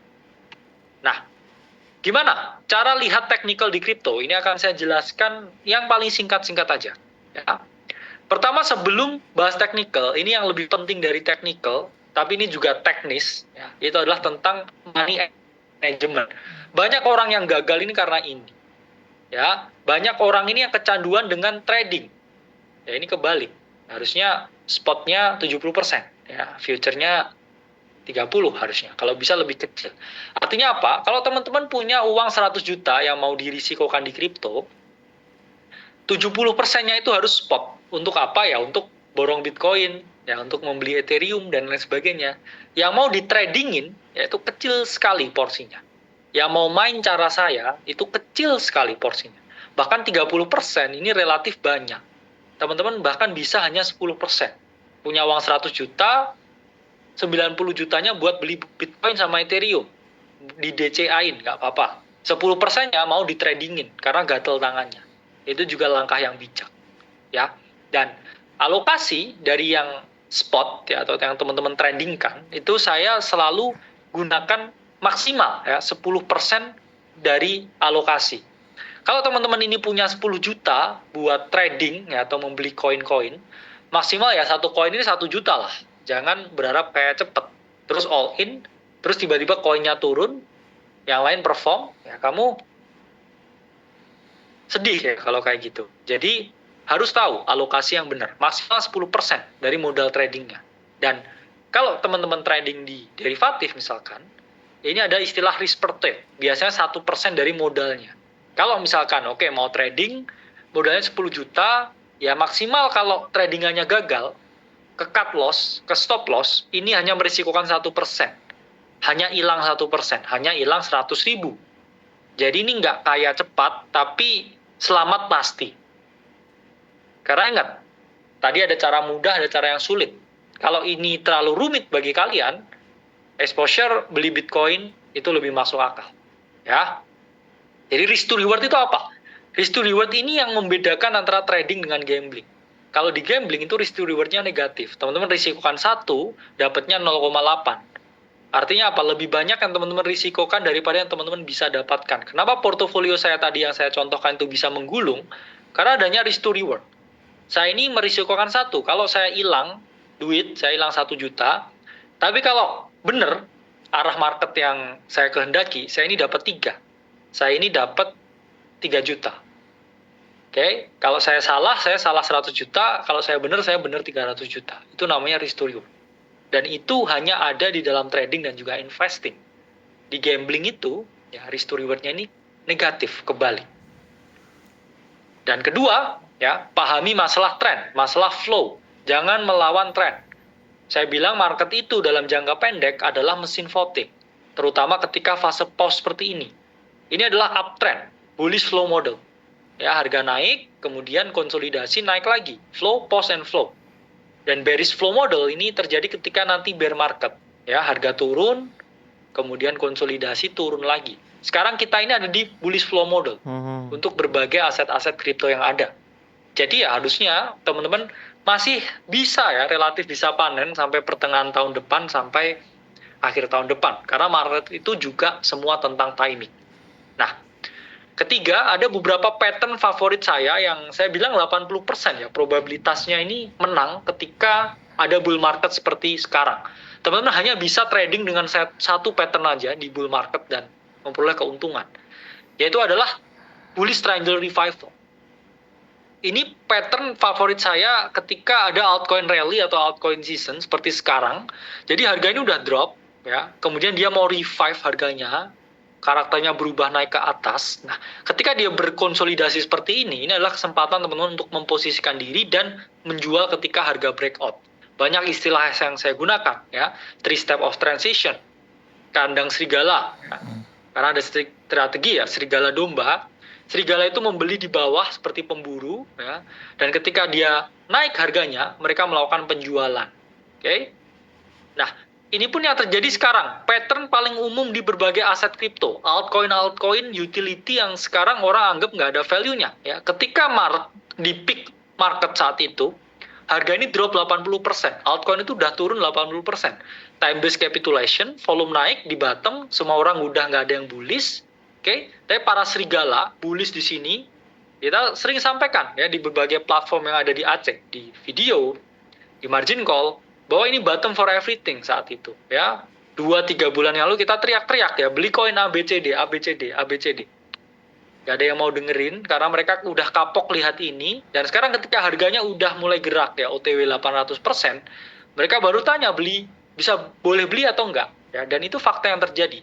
Bayangkan risk to reward yang ada di kripto sekarang itu sangat bagus, teman-teman bisa merisikokan 10 juta untuk memperoleh return 80-100 juta, dan ya, culture marketnya seperti itu.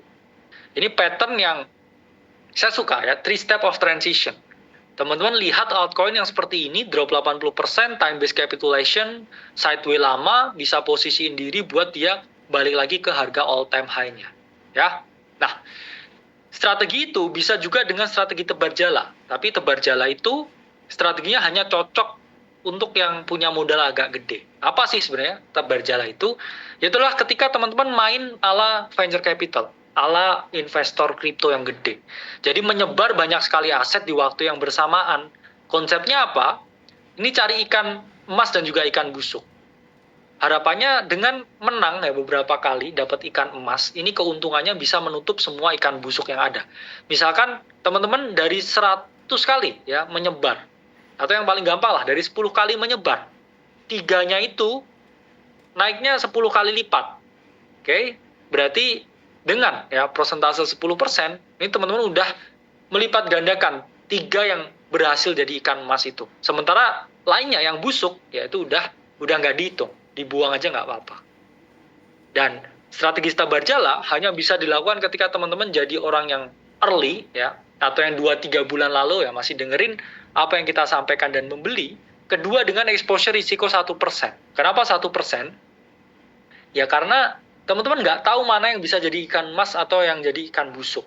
Itu pun strategi yang saya terapkan ketika saya flip ya akun demonstrasi tadi dari 5.000 ke 80.000. Jadi saya tebar semua dengan 1% risiko, ya. Jadi cacing atau naga, ya kalau istilahnya orang saham. Yang mana kalau teman-teman punya 100 juta, 1% risikonya 1 juta. Jadi punya 100 juta, beli 100 koin, masing-masing 1 juta. Kalau ada beberapa ini naiknya 10 kali, ya 20 kali, ya itu bisa menutup ya ikan-ikan yang nggak perform tadi. Ya. Keempat, kita bicara tentang exit. Jangan sampai teman-teman bisa masuk, tapi nggak bisa exit, nggak mau exit, karena semua yang naik itu pasti akan turun. Bitcoin pasti akan koreksi. Ethereum pasti akan koreksi. Altcoin pasti akan koreksi. Jadi kalau profitnya nggak kamu ambil, ya kamu balikin lagi semua profitnya ke market. Sia-sia, percuma. Ya, mending nggak usah di market sekalian.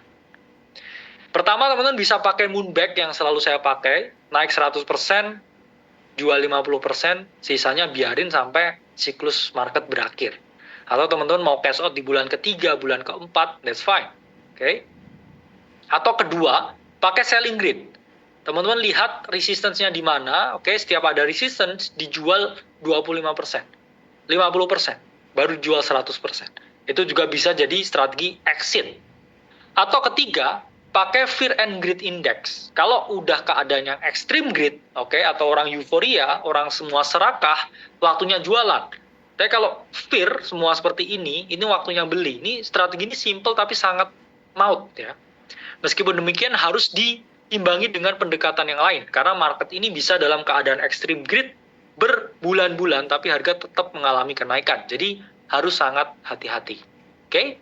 Dan keempat, tunggu akhir cycle baru jual. Contohnya gimana? Ya, Bitcoin itu biasanya top marketnya itu kurang lebih 518 hari setelah halving. Ya, sama seperti top di 2018 ini 518 hari setelah halving, terus Bitcoin drop 70-80%. 2021 juga sama ya, 518 hari terus kemudian drop. Nah, 518 hari setelah halving sekarang ini kapan? Ya kurang lebih September atau Oktober 2025 ya. Dengan potensi target, dengan price action yang ada, ya at least seenggaknya itu di 120.000. Tapi sebelum 120.000 ya teman-teman juga bisa ya mulai keluarin barang. Kalau Bitcoin ya saya sarankan kalau mau jual jangan dijual semua. Karena ada potensi juga ketika udah banyak institusi dan negara yang masuk seperti sekarang, koreksinya udah nggak 70-80% lagi. Ya, mungkin hanya 30-40% lagi. Jadi jangan di cash out semua, ya mungkin di cash out 70%, punya exposure 30%, ya, buat nanti beli di bawah lagi, kalau dikasih harganya. Tapi kalau teman-teman udah, oke lah saya nggak bisa timing the market, oke lah saya nggak ada waktu, ya beli aja Bitcoin terus-terusan setiap minggu, saya yakin dari 10-20 tahun lagi ya pasti ada di harga ratusan ribu. Nah, terakhir nih, gimana cara lihat fundamentalnya? Oke, tadi udah dijelasin tentang naratif, tentang technical. Fundamentalnya kan cuma 20%. Tapi ya 20% nggak bisa serta-merta kita buang. Ya. Di sini akan saya jelaskan beberapa cara untuk melihat valuasi, fundamental, value dari project. Pertama, lihat value-nya. Mengapa narasi Depin ini bisa mengalami kenaikan di awal tahun 2024? Karena sektor ini memiliki nilai. Apa nilainya yang ditawarkan? Yaitu mereka memberikan layanan cloud network yang jauh lebih murah dibandingkan Amazon, dibandingkan Google, dibandingkan AWS. Bahkan tingkat kemurahannya ini sampai 20 kali lebih murah. Contohnya apa? Untuk cold storage per dollar terabyte, ya, Filecoin ini harganya hanya 0,19. Sementara Amazon S3 Glacier ini sampai 3,6 dolar. Bayangkan seberapa murahnya pakai teknologi blockchain, pakai teknologi kripto. Itulah kenapa kripto disebut aset masa depan. Karena dia jauh lebih murah dibandingkan teknologi yang ada sekarang. Ya. Dan kemudian kedua, untuk melihat fundamental, lihat money models-nya. Bisnis modelnya. Ini koin ngasilin duit atau enggak? Sama seperti perusahaan, kalian hanya mau investasi ke perusahaan yang menghasilkan duit. Kalau perusahaan ini nggak ngasilin duit, ya ngapain kamu investasi di sana? Yang ada kamu hanya sumbang duit. Ya, ini contohnya apa? Ini BNB. BNB itu ambil 10% dari biaya transaksi yang dilakukan oleh para pengguna dan juga validator. Ya, 10% dari transaksi yang dilakukan pengguna dan validator itu jadi pendapatan di BNB. Jadi secara perusahaan, secara altcoin, secara project, BNB ini bisa menghasilkan pendapatan sendiri tanpa harga koinnya naik. Jadi harus teman-teman pahami. Ya, sama seperti kita mau invest ke warung bakso lah. Ya, kita mau warung bakso ini yang menghasilkan duit. Jangan warung baksonya ini setiap bulan minus 10 juta. Terus kamu mau invest di situ. Kamu yang ada ya kasih duit ke situ. Ya memang warung baksonya nanti bisa rame lagi setelah kamu danai. Tapi kan gambling juga kamu ya. Bisa aja itu dia nggak mengalami kenaikan warungnya terus malah gulung tikar setelah kamu investasikan. Jadi dilihat bisnis modelnya. Ini bisa dilihat di mana? Di token terminal. Oke. Kemudian supply and distribution terkait dengan berapa banyak token yang beredar dan masih akan berapa banyak lagi yang keluar. Pertama lihat rasio token ya. Token yang udah banyak keluar itu jauh lebih bagus daripada token yang masih sedikit keluar. Contohnya apa? Yang A ini maksimal token keluar itu 10 juta. Ini udah keluar 9,9 juta. Jadi hanya sedikit lagi yang bakal keluar. Tapi token B, ya, ini maksimalnya 1,2 miliar. Dan baru 147 juta yang keluar. Ya. Kurang lebih ya di bawah 10%. Tandanya apa? Kalau nanti ada token baru yang keluar, barang baru yang masuk market, nilainya ini bisa turun. Ya, kalau ini udah semuanya udah ada di market barangnya, oke. Ini kamu nggak takut ya nilainya bakal mengalami penurunan. Ingat hukum supply and demand. Ya, ingat hukum supply and demand. Jadi cari mana yang udah keluar semuanya itu lebih bagus rasionya. Kedua, lihat inflationary atau deflationary.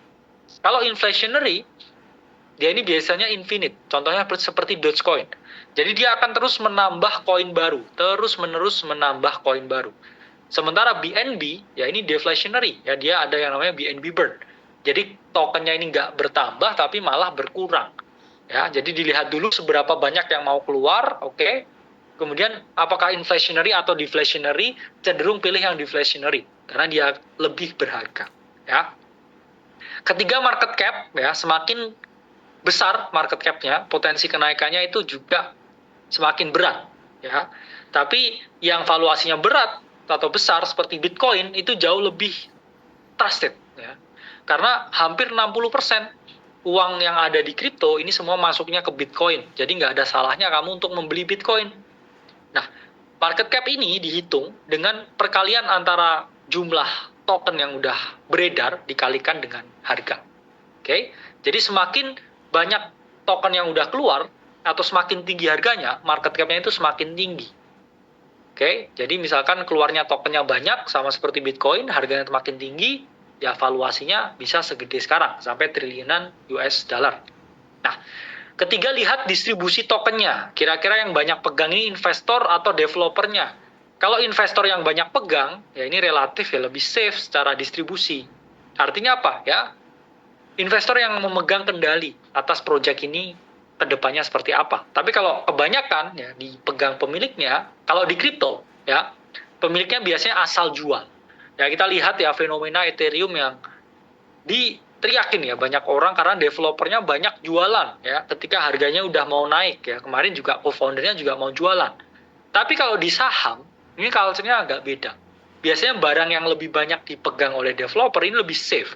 Karena mukanya dia ini ditampang di depan ya. Kita tahu misalkan di beberapa perusahaan yang IPO di Indonesia, kalau dia ini melakukan penjualan ya sahamnya, ini biasanya malah dimaki sama publik.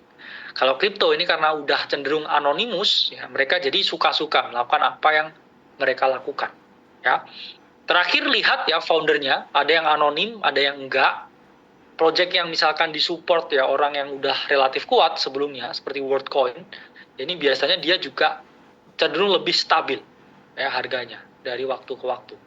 Oke? Dan teman-teman juga harus bisa ya melihat faktor eksternal juga seperti smart money ya. Investor besarnya siapa aja di project itu, karena venture capital ya perusahaan investasi kripto mereka nggak mau jual tokennya di harga murah, mereka akan melakukan pemasaran sebaik mungkin, development setinggi mungkin supaya harga ini bisa mengalami kenaikan. Dan terakhir lihat ya the crowd atau investor, para retail, ini mereka yang membeli, yang menaikkan harga. Ya, fungsinya ini sangat penting, support secara langsung atau tidak langsung. Ya, secara langsung mereka bisa promo project, ya. Kemudian mereka juga mengawal ya kinerja dari para developer, ya. Dan saya rasa udah cukup ya dengan pemaparan yang saya berikan. Saya harapkan nanti bisa kita lanjutin ya dengan beberapa pertanyaan ke teman-teman. Jadi setelah presentasi ini dilaksanakan, saya mau bilang ya, anything I say is not financial advice. Kripto ini aset yang memiliki risiko yang sangat tinggi, jadi teman-teman harus sangat berhati-hati ketika masuk ke market ini. Terima kasih ya. Terakhir saya tutup quotes, keberhasilan hanya bisa terjadi ketika kita mengusahakan kemustahilan. Saya Kalimas Sada dari Akademi Kripto. Terima kasih atas kesempatan yang diberikan. Oke, teman-teman boleh kita applause dulu, appreciate ke Prof. Kakak.